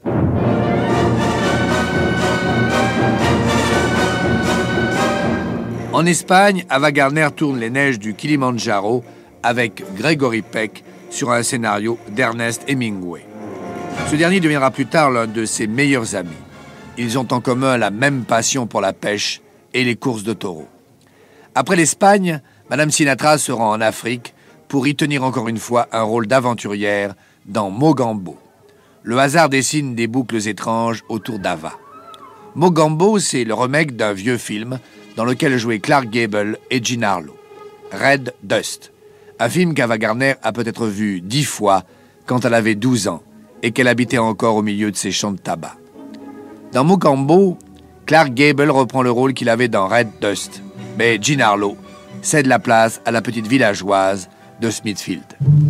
Lithuanians, and let's do it, let's do it, let's fall in love.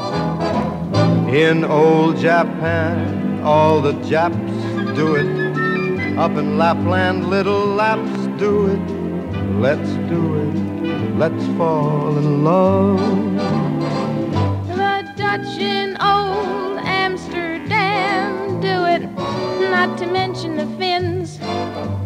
Folks in Siam do it, think of Siamese twins. In shallow shoals, English souls do it. Goldfish in the privacy of bowls do it. Let's do it, let's fall in love. The chimpanzees in the zoos do it. Some courageous kangaroos do it. Let's do it, let's fall in love. I'm sure giraffes on the slide do it. Even eagles as they fly do it. Let's do it, let's fall in love. Electric eels, I might add, do it, though it shocks them, I know. Why ask if shad do it? Garçon, the shad row. The world admits bears in pits do it. Even Pekingeses at the Ritz do it. Let's do it, let's fall in love.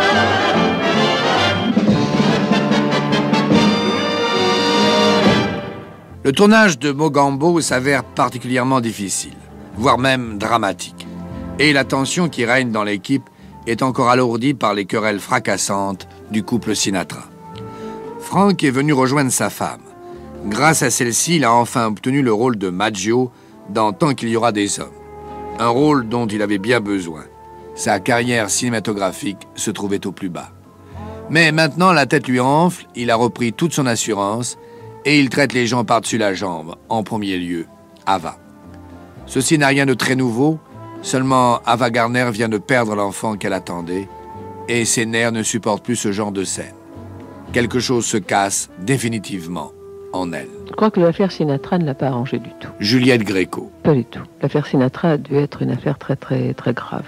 De toute manière, tous les hommes se sont conduits avec elle comme des gougnafiers, vraiment. Un jugement que ne partageront peut-être pas tous les amis d'Ava Gardner. Autant elle était merveilleuse, autant elle avait des attentions absolument charmantes, comme celle de mettre des petits billets doux jusqu'à l'endroit où elle se trouvait. Claude Terrail, un grand ami d'Ava Gardner. Je n'avais qu'à suivre ce chemin pour savoir qu'elle était là, adorable, jusqu'au moment, ah mon Dieu, ah là là, au moment où elle prenait ce premier verre, qui en demandait un autre, et à ce moment-là, c'était une colonie de petits diables dans des verres en cristal qui traduisait chez elle comme une espèce, eh bien mon Dieu, oui, comme un certain dérèglement, et elle devenait un peu non plus la fée des anges, la fée du logis ou la fée de Walt Disney, mais la fée Carabosse. Peu après Mogambo, les époux Sinatra divorcent. Ava Gardner retrouve l'Espagne et les courses de taureaux. Quand Joseph Mankiewicz vient lui proposer son dernier scénario, la star du cinéma est très liée avec la star des toréadors, Luis Miguel Dominguín. Mais Ava Gardner acceptera de quitter l'Espagne pour aller tourner en Italie le film de Mankiewicz. Un film où l'on parle beaucoup d'elle, de gitans et de toreros, et dont le titre est presque devenu synonyme d'Ava Gardner, La comtesse aux pieds nus.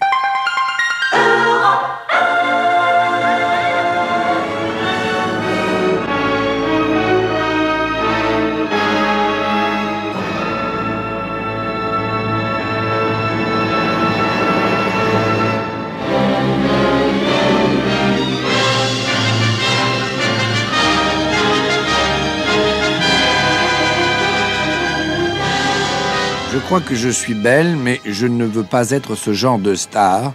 Si je pouvais apprendre à jouer, m'aideriez-vous à devenir une bonne actrice? Voilà ce que dit Ava Gardner, ou plutôt Maria Vargas, à Humphrey Bogart dans La Comtesse aux pieds nus.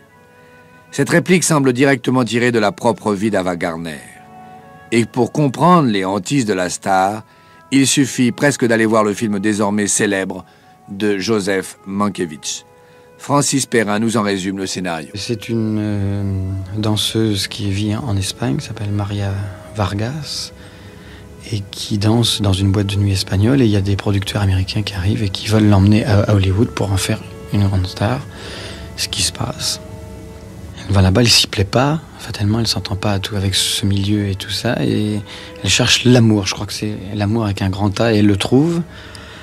C'est un conte italien qui est amoureux fou d'elle et dont elle est amoureuse folle. Et elle arrête donc ce métier. Il se trouve que le comte est un impuissant. Et c'est le drame. Et il les tue. Et voilà, elle est statufiée dans un cimetière italien. Et Humphrey Bogart, qui était son premier metteur en scène quand ils l'ont amené à Hollywood, raconte l'histoire. Le parallèle entre la vie d'Ava Gardner et celle de Maria Vargas n'est pas absolument rigoureux, bien sûr. Et ce n'est pas dans le canevas très simple de cette histoire qu'on peut espérer saisir l'âme tourmentée d'Ava. Pour cela, il faut observer quel genre d'homme Mankiewicz met en face d'Ava Gardner et se demander ce que signifie cette particularité qui leur est commune. Le seul homme qu'elle épousera à la fin, c'est ce comte italien qui lui donnera le petit fameux papier avec une date 17 avril 1917 ou je ne sais pas quoi, qui est le jour où il a sauté sur une bombe et où il est donc devenu impuissant. Pierre-Jean Rémy, auteur d'Ava, un roman dont le personnage est inspiré d'Ava Gardner. Mais il n'y a pas que lui qui soit impuissant. Il y a également le personnage de l'amoureux transi qui l'aime gravement, sagement, qui est joué par Humphrey Bogart, qui d'une certaine manière est lui aussi impuissant, puisqu'il est le seul qui ne tentera jamais rien. Entendons-nous bien, l'impuissance sexuelle a toujours été le symbole d'une autre forme d'impuissance, bien plus sournoise, et qu'on retrouve chez beaucoup d'hommes très fiers de leur virilité. L'impuissance dont nous parle ici Joseph Mankiewicz, celle dont a sans doute souffert Ava Gardner, c'est l'incapacité de certains hommes à saisir le sens profond de la vie. Leur inaptitude à maîtriser les forces créatrices que cette femme totale sent bouillonner en elle comme autour d'elle.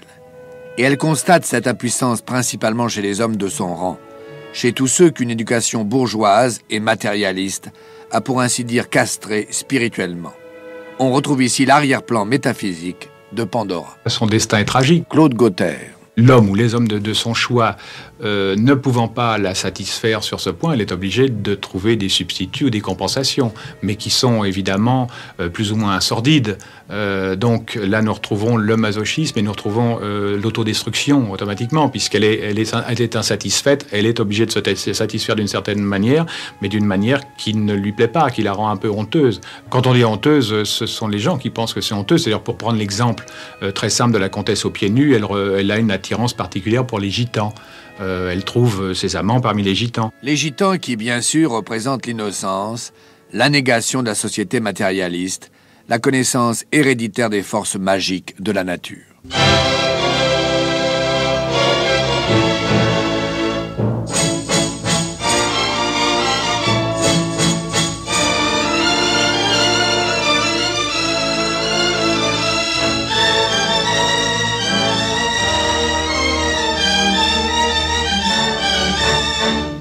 Nous venons de parler surtout du personnage de la comtesse aux pieds nus. Mais personne ne s'y trompe, Maria Vargas, c'est Ava Gardner. Et les gens comme il faut de Hollywood se déchaînent contre elle. Et aussi contre le film de Mankiewicz. C'est une des attaques les plus violentes qu'on ait faites. Claude Gauthier. C'est une des peintures les plus corrosives et les plus noires que l'on ait faites d'Hollywood, et Mankiewicz connaissait parfaitement son sujet. L'indignation atteint son comble quand on apprend qu'Ava Gardner décide de se fixer en Espagne pour y poursuivre sa quête un peu folle, un peu désespérée. Loin de Hollywood qui lui a déjà mangé, avec son assentiment, la moitié de son âme. Elle a réellement été dévorée par la grande machine hollywoodienne. Pierre-Jean Rémy. Non seulement par toutes les obligations qui ont pesé sur elle, mais également par le fait que l'on s'est servi d'elle et que l'on s'est servi de sa vie. C'est quand même assez curieux de voir que dans tous ces films, elle boit, que dans tous ces films, elle s'envoie en l'air avec des toreros, que dans tous ces films, elle a des coureurs de course automobile, des boxeurs, etc. Donc il y a tout un contexte réel dont on s'est servi et dont elle a accepté que l'on se serve. Il ne faut pas dire non plus qu'elle n'a pas accepté que l'on s'en serve. Mais je crois que Ava Gardner est un cas extrême de star qui mène une vie de star et sur laquelle on calque une vie de star mythologique, qui est la sienne.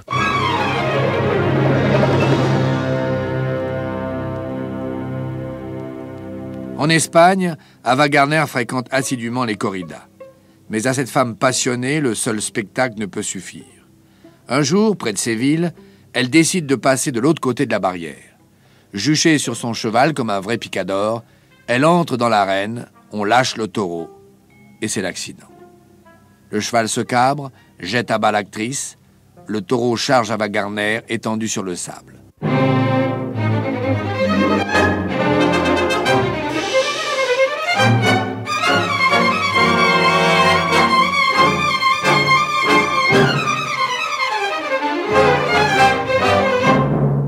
Une corne du taureau frappe à la joue Ava Gardner. Heureusement, celle-ci a eu le réflexe de croiser les bras devant son visage. On la relève meurtrie d'un hématome énorme, certes, mais qui disparaîtra sans laisser de traces.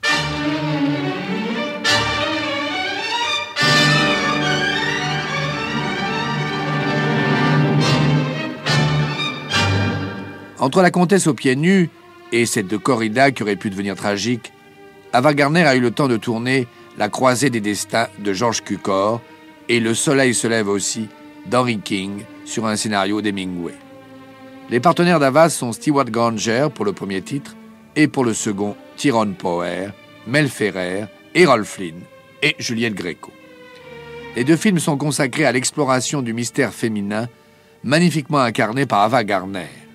Ils font aussi de larges emprunts à la vie privée de la star.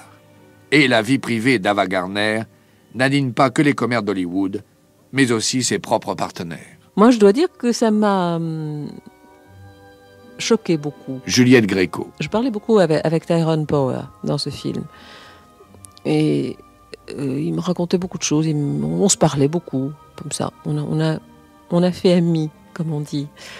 Je lui disais, je comprends pas du tout. Et Tyrone Power disait, oui, c'est une folle, c'est un gâchis épouvantable, c'est dommage, voilà. Je pense qu'elle devait désespérer tous les gens qui essayaient de l'aider. Bien sûr, à Madrid, Ava Gardner mène ce qu'on appelle une vie dissolue, suicidaire pour certains. Mais rien ne dit qu'Ava souhaitait qu'on l'aide. Et surtout, rien ne prouve que ceux qui ont prétendu l'aider avaient pour ce faire la force et la dimension requise. Il n'est pas facile de suivre Ava Gardner jusqu'au bout de ses courses un peu folles. Il n'y avait pas une soirée qui se passe sans que ses amis, je dis bien ses amis les gitans, Claude Terrail, ses amis les chanteurs, ne viennent lui faire la sérénade, et en étaient terriblement éprises.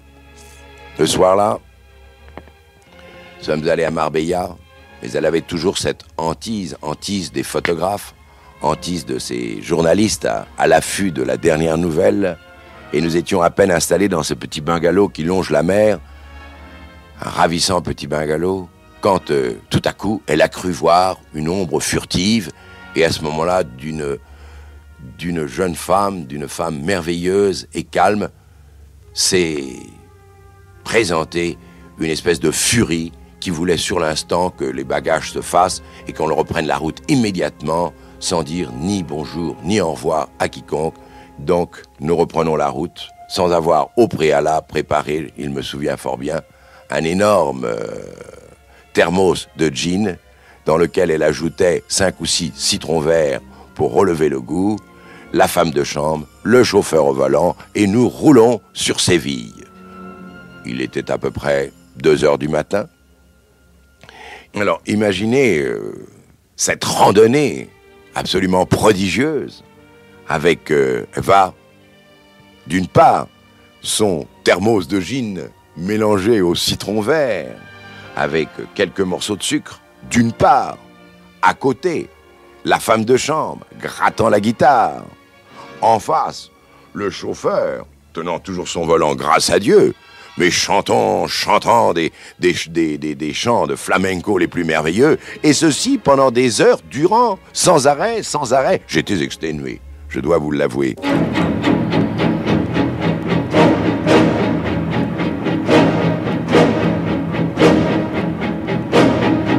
S'il n'est pas facile de suivre Ava Gardner jusqu'au bout de ses fantaisies, il est encore moins facile de la quitter. Et ce n'est pas seulement son charme extraordinaire qui retient les hommes. C'était devenu le cauchemar. Alors un jour, agacé, je dis bon d'accord, je m'en vais. Claude Terrail. Et je dis adieu. Alors il me dit bon, pars. Et je monte dans la voiture avec mes bagages. Je dis bon, ben Dieu, c'est terrible. Et puis j'arrive à l'hôtel, bien entendu, très triste. Et par New York, j'appelle mon grand ami Charlie Kefferman en lui disant bon, Charlie, je rentre demain, tâchez d'organiser quelque chose. Je ne veux pas être seul, car comme je vous le disais tout à l'heure, j'étais très, très épris d'Eva.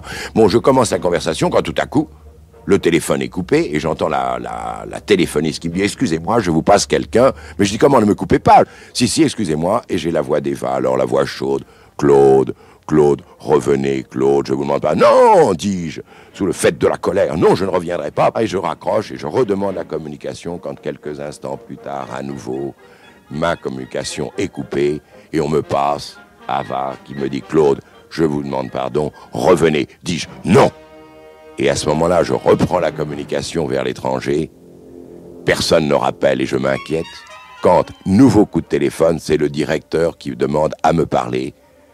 Il monte, flanqué de 2 énormes gorilles avec une musculature tout à fait effarante, et qui me dit « Monsieur, je vous demande de quitter l'hôtel immédiatement. » Mais je dis « Mais pour quelle raison ?»« Monsieur, je vous demande, dites-nous où il vous serait agréable de vous rendre, mais quittons l'hôtel. » Et à mesure qu'il le disait, ces 2 horribles malabars, ces 2 horribles gorilles, s'étaient précipités sur mes affaires personnelles, les avaient flanqués dans le sac, et plus vite qu'il ne faut pour le dire, me voilà littéralement soulevé de terre, transportés dans l'ascenseur, et là nous passons à un hall où se trouvaient de nombreux touristes qui regardaient avec effarement et imaginaient une arrestation en pleine nuit pour me précipiter dans une longue limousine qui se trouvait à l'extérieur. C'était Eva qui m'avait fait enlever et qui me dit au moment où je pénètre dans la voiture « Alors, vous êtes satisfait ?»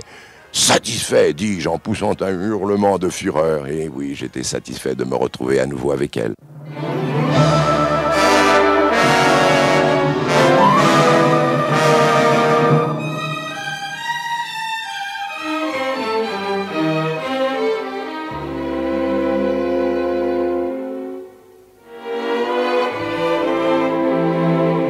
Bientôt, la conduite d'Ava Gardner devient de plus en plus étrange, à croire qu'elle a mis le meilleur d'elle-même sur la pellicule et que ce don l'a privée du ressort nécessaire pour résister à tous ses démons intérieurs.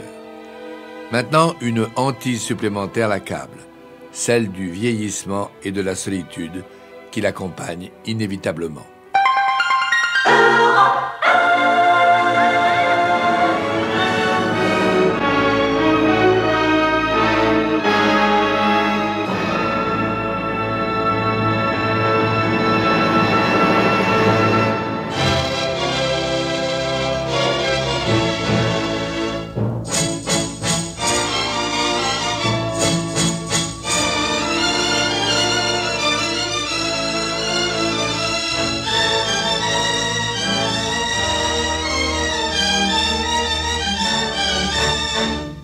Au début des années 1800, les descendants du général en chef des armées de Charles Quint, le duc d'Albe, ne sont pas contents du tout. Maria Cayetana, leur parente et cousine, s'affiche avec un malade, un halluciné, un peintre, un demi-fou, Goya. Et celui-ci ose la représenter complètement nue dans un tableau qu'il expose sous le titre « La Mara Desnuda ». Scandale. Les descendants du duc d'Albe font tant et si bien que l'Inquisition condamne le portrait obscène et que Goya doit s'exiler en France.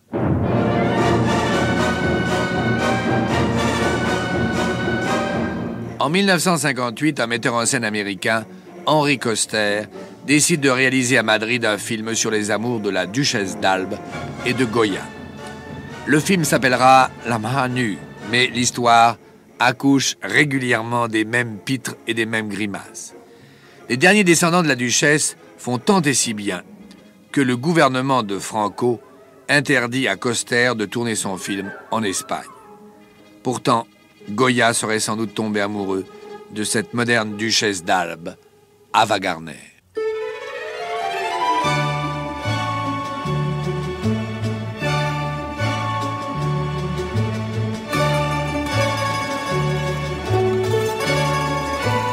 Puisqu'il ne peut tourner La Main Nue en Espagne, Henri Coster ira en Italie. C'est une grosse déconvenue pour Ava Gardner. Mais ces déceptions ne font que commencer. Dès le premier tour de manivelle, à Rome, il est clair pour tout le monde que le film sera un navet. Et les rapports entre les membres de l'équipe ne sont pas des plus aimables. Ava Gardner, d'ailleurs, ne fait rien pour les améliorer. Elle avait un caractère impossible. Francis Perrin. Elle voulait pas tourner de jour parce qu'elle disait que les jours étaient faits pour dormir. Elle voulait tourner la nuit. Elle a obligé les producteurs à tourner la nuit. On peut trouver au moins 2 bonnes raisons pour justifier ce caprice d'Ava Gardner. La première, c'est que lorsqu'on fait la fête toute la nuit, il faut bien se reposer le jour. Et la seconde, c'est qu'il s'agit de son dernier film avec la MGM. Elle quitte le studio après 17 ans de bons et loyaux services qui l'ont durement marqué. Alors elle a sans doute envie de se venger un peu juste avant de fermer la porte. « Je les hais », confie-t-elle au journaliste David Hanna. Elle les hait, mais elle a aussi terriblement peur de se retrouver indépendante. À l'heure actuelle en France, le système est tellement différent qu'on peut imaginer que des comédiens crèvent de peur de se retrouver au chômage. Pierre-Jean Rémy, auteur d'Ava, un roman dont le personnage est inspiré d'Ava Gardner. Le système hollywoodien était tout à fait différent. Il signait des contrats pour des gens, leur assurant du travail ou leur assurant une paye, même si, dans certains cas, il n'y a même pas de travail. Ava Gardner a payé trop cher cette sécurité. Raison de sa haine. Mais au moment de perdre cette sécurité, l'angoisse la submerge. Et ce sont à nouveau les courses folles à travers les nuits de Rome, de Madrid et autres capitales. À Melbourne, elle se prend pour Caligula et invite 2 chevaux à l'un de ses festins. Elle a toujours aimé les chevaux. Mais quand le concierge les retrouve dans l'escalier, piaffant et sentant le champagne, cela fait un joli scandale.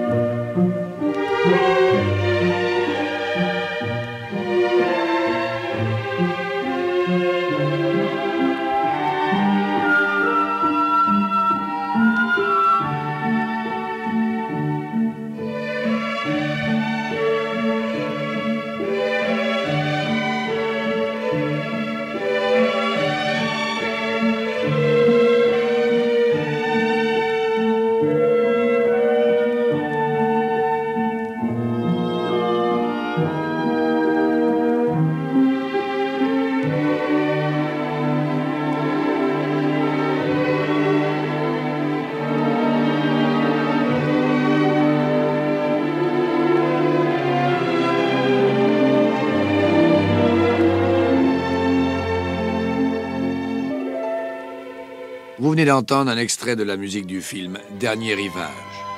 Si Ava Gardner est en Australie, c'est pour tourner ce film de Stanley Kramer, l'un des premiers sur les conséquences d'une guerre nucléaire.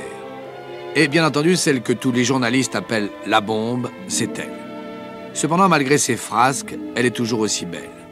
Son divorce avec Frank Sinatra n'est pas encore prononcé, mais son ancien amant multimilliardaire, Howard Hughes, est revenu sur les rangs. Il y a eu aussi Dominguin, le toréador, le poète anglais Robert Graves, et elle se montre fréquemment avec l'acteur italien Walter Chiari. Ce qui n'exclut pas de temps à autre un joueur de tennis ou un coureur automobile. C'est ainsi que la réalité rejoint la fiction. La star traîne peut-être derrière elle des hommes qui sont à ses genoux, qui l'aiment, qui l'adorent. Pierre-Jean Rémy. Mais ce sont des hommes qui se servent d'elle et que les seuls hommes qu'elle pourrait aimer, sur eux, d'une certaine manière, pèsent un interdit. Alors en plus de ça, je crois qu'on peut dire que pour vaincre cet interdit, parce qu'elle sait qu'elle ne pourra pas aimer Tyrone Power dans Le Soleil se lève aussi, parce qu'elle sait qu'elle n'aimera jamais Humphrey Bogart, ou qu'elle ne pourra pas faire l'amour avec son beau comte, son prince charmant dans La Comtesse aux pieds nus, Ava Gardner rentre dans tout un processus de dégringolade, d'humiliation sociale, morale, psychologique, dans lequel, par exemple, l'alcool joue un très très grand rôle. Cette longue descente aux enfers va encore s'accélérer. Après l'Ange pourpre qu'elle tourne à Rome, Ava Gardner s'installe au cœur de Madrid dans un simple appartement. Son voisin du dessous est l'ancien dictateur argentin Juan Perón. Les soirées sont si bruyantes chez la star que l'ancien dictateur appellera la police à plusieurs reprises. Il faut dire qu'Ava Gardner ne reçoit pas toujours un monde très discret, ni très reluisant. Ringards, travestis, pique-assiettes, noctambules de tout genre et de tout poil. Quand la fête est finie, la star va prendre l'air dans les rues blêmes en se mêlant aux travailleurs de l'aube qui froncent le sourcil devant cette femme titubante. On pouvait lui en vouloir de cette espèce de laisser-aller. Juliette Gréco. Il y avait un abandon d'elle-même terrible. C'est quand même exaspérant de voir une femme superbe qui a tout pour elle et de voir cette femme qui gâche tout par une attitude absolument suicidaire et avilissante. Parce qu'une femme qui boit trop, c'est pas très joli à voir. 6 heures du matin, rentrer chez soi en faisant des 8 et se réveiller ou tenter de s'éveiller vers midi moins le quart à coups de dry martini, c'est un peu dur.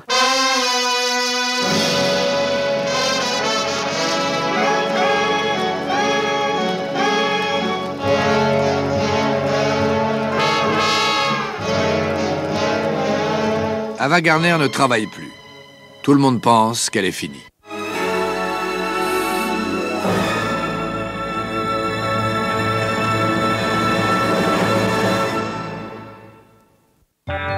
Europe 1.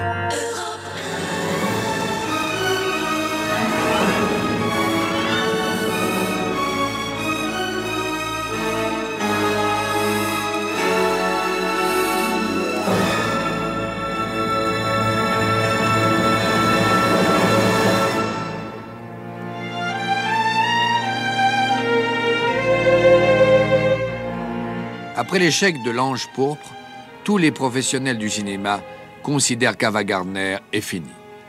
Et pourtant, les photographes la pourchassent autant que par le passé. Ce qui vaut d'ailleurs à certains d'entre eux de recevoir des coupes de champagne dans la figure. Plus aucun journaliste ne peut obtenir de la star la moindre interview, pas même la célèbre Oriana Fallaci. Je sais pourquoi, prétend celle-ci. Ava Gardner a peur du magnétophone.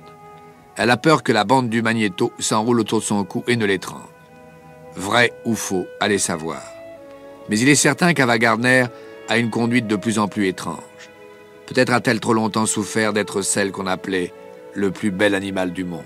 Le plus bel animal du monde avait une âme. Claude Gauthier, journaliste. Et en fait, il y a une très grande spiritualité dans, je ne sais pas chez Ava Gardner, je n'ai pas le privilège de la connaître, mais incontestablement dans l'image qu'elle a laissée à l'écran, c'est la femme la plus sensuelle qu'on ait vue sur un écran, la plus mystérieuse, et c'est incontestablement Maria d'Amata ou Pandora ont une âme. Ces femmes ont chez elles une espèce de religiosité diffuse, un appel à la spiritualité évident. Cette spiritualité couvant à fleur de peau, le Star System n'a pas permis qu'Ava Gardner la libère dans plus de 3 films, qui sont pourtant ses 3 plus grands succès. Pandora, La Comtesse aux pieds nus, Le Soleil se lève aussi. Myope, faisant de l'art avec un esprit de comptable, le Star System préfère s'appuyer sur des valeurs plus solides qu'un obscur sentiment mystique. Des valeurs qui s'appellent le tour de taille d'Ava Gardner, le tour de poitrine d'Ava Gardner, l'attrait sexuel d'Ava Gardner. Pareil à toutes les industries, celle du cinéma court au profit en assassinant Mozart. Il ne faut pas briser l'âme de quelqu'un. Il ne faut pas la lui retirer. Juliette Gréco. Elle a tout donné. Tout.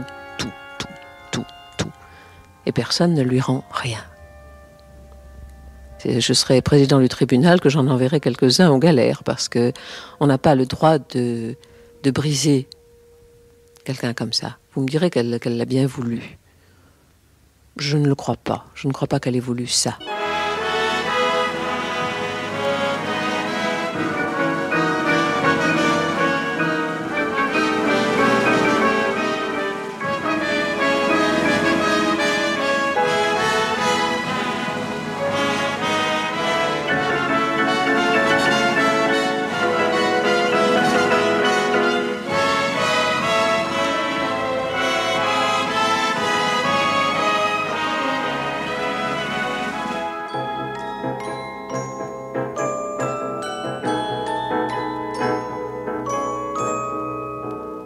Ava Gardner atteint l'extrémité du désarroi et de la dérision.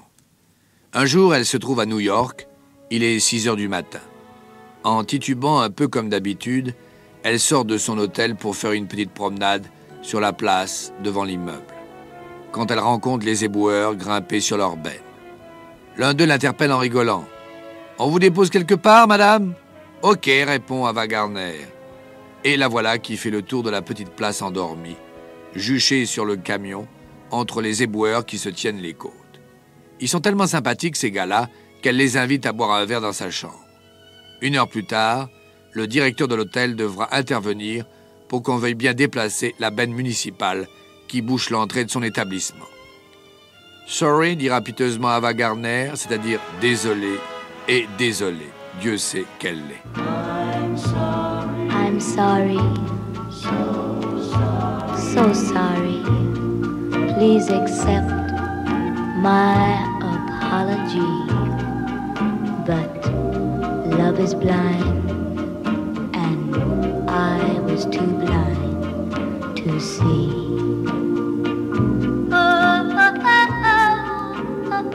Oh, yes. You tell me mistakes are part of being young, but that don't right the wrong that's been done.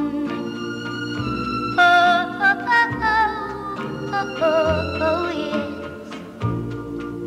I'm sorry, so sorry. Please accept my apology. But love was blind, and I was too blind to see. Sorry.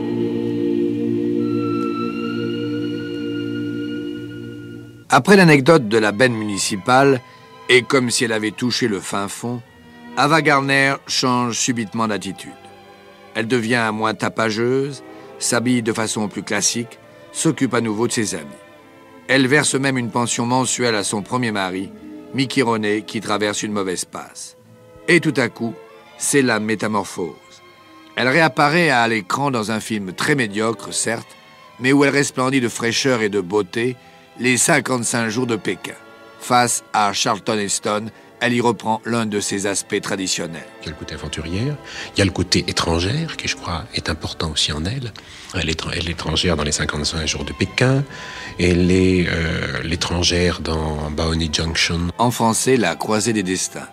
Pierre-Jean Rémy. Ce film dans lequel elle fait une femme à moitié indienne, à moitié anglaise. Et puis elle est étrangère dans d'autres films aussi. Donc elle a tous les aspects de la star. Et des exemples autres que celui d'Ava Gardner, par exemple celui de Marilyn Monroe, nous ont montré que la star était essentiellement vulnérable. Cette vulnérabilité s'allie cependant à une certaine dose de provocation, que ce soit à la ville ou à l'écran. C'est encore le cas dans les 55 jours de Pékin. Je crois qu'elle a beaucoup dérangé. À l'époque, maintenant ça nous paraît banal, mais à l'époque elle a beaucoup dérangé parce qu'elle a transgressé un tabou sexuel. Claude Gauthier. Un tabou racial. Dans Showboat, elle a du sang noir. Ça gênait un peu les spectateurs américains. C'est un personnage qui a du sang noir, enfin qui est métissé. Dans La Comtesse au piano, elle est attirée par des gitans. Dans La Croisée des Destins, elle joue le rôle d'une Eurasienne. Dans les 55 jours de Pékin, elle est très mal vue parce qu'elle a un amant chinois. Et dans La Nuit de l'Iguane, elle est entourée par 2 gitans mexicains. Je veux dire, c'est une femme c'est un personnage qui n'hésite pas à provoquer et à s'afficher avec des liaisons qui font hurler la société bien pensante.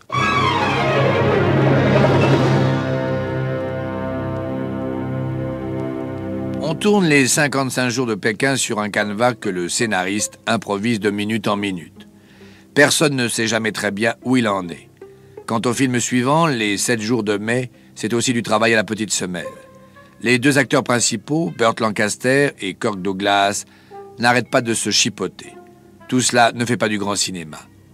Mais bientôt, à côté de Pandora, La Comtesse aux pieds nus, Le soleil se lève aussi, Ava Gardner, que l'on croyait perdue pour le cinéma, va inscrire à son palmarès une autre interprétation merveilleuse, celle de Maxime, dans La Nuit de l'Iguane.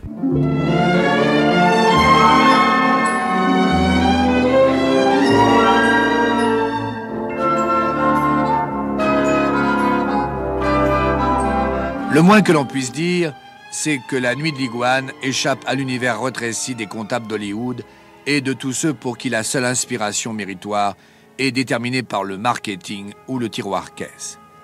Scénario d'une envolée superbe de John Huston, d'après une pièce admirable de Tennessee Williams, et mise en scène de John Huston. Ce qu'on peut dire encore, c'est qu'en face de Deborah Kerr et de Richard Burton, Ava Gardner tient une place royale. Tous les conflits qu'elle a eus avec de nombreux metteurs en scène viennent du fait qu'ils l'ont traitée comme une star qui était très payée. Claude Gauthier. Et il demandait simplement qu'elle fasse son travail de star. Or, elle voulait absolument leur montrer qu'elle était capable de jouer la comédie, et je crois qu'elle l'a amplement prouvé, par exemple dans Mangambo de John Ford, où elle a quand même été nommée pour les Césars, où il suffit de voir La Croisée des Destins de Cukor ou La Nuit de l'Iguane de Huston, on voit que c'est une très grande comédienne quand elle le veut vraiment sans de la peine, et quand elle a des metteurs en scène comme Cukor ou comme Huston.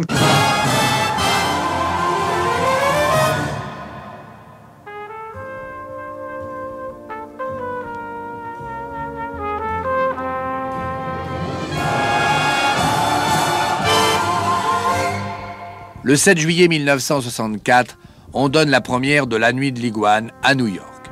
Chaque place coûte $100, mais la salle est comble. C'est le dernier grand triomphe d'Ava Gardner. Elle n'a que 42 ans, mais peu à peu elle va quitter le cinéma. Elle va quitter toutes les choses qu'elle a aimées. À moins que ce ne soit l'inverse. Le cinéma s'est mis à lui tourner le dos. Juliette Gréco. Il ne faut pas attendre des gens de cinéma autre chose qu'un carnet de chèques, qui ne fonctionne que dans la mesure où vous leur rapportez, vous, beaucoup plus que ce qu'ils vous donnent. Le cinéma ne fait pas de cadeaux.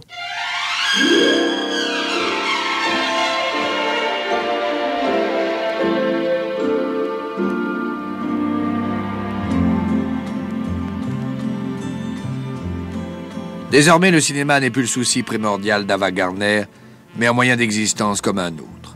Elle tourne un film tous les 2 ans. Le reste du temps, elle voyage ou elle donne des fêtes. Mais de moins en moins tapageuse.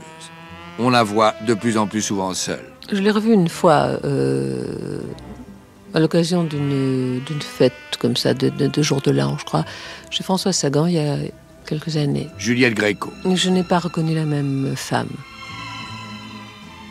J'ai vu une femme un peu traquée, un peu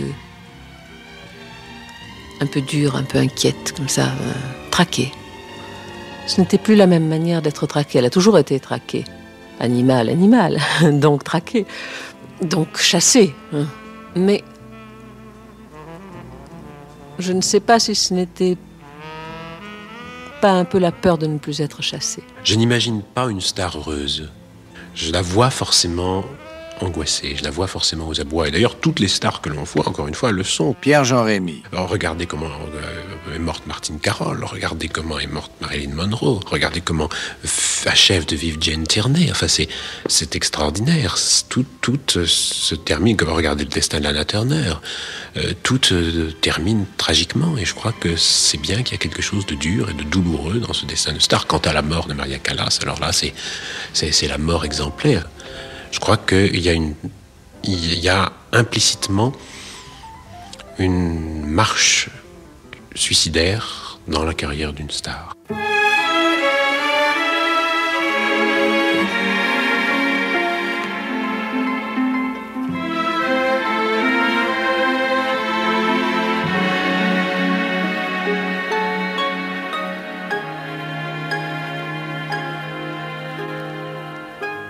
Elle n'a pas donné son âme au cinéma. Juliette Gréco. Le cinéma lui a volé ce qu'il croyait être son corps. Le cinéma lui a volé ses apparences. Le cinéma lui a pas volé sa vérité. C'est elle qui a détruit sa propre vérité. C'est elle. Personne d'autre. Bon, on lui a volé sa beauté, on lui a volé son corps, on l'a exploité comme un produit. On l'a totalement exploité. Mais on ne peut pas tuer l'âme de quelqu'un.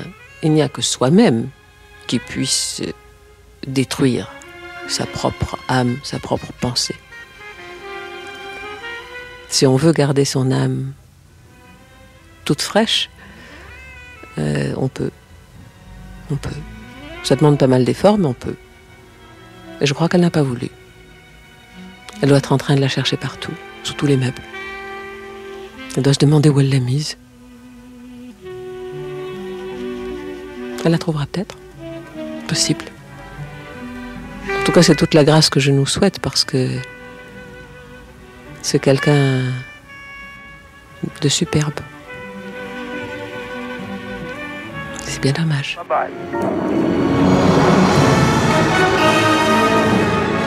Vous venez d'écouter Destins extraordinaires, un podcast issu des archives d'Europe 1. Réalisation Julien Tarot. Production Raphaël Mariat. Patrimoine sonore Sylvain Denis, Laetitia Casanova, Antoine Reclus. Destins extraordinaires est disponible sur le site et l'appli Europe 1. Écoutez aussi l'épisode suivant en vous abonnant gratuitement sur votre plateforme d'écoute.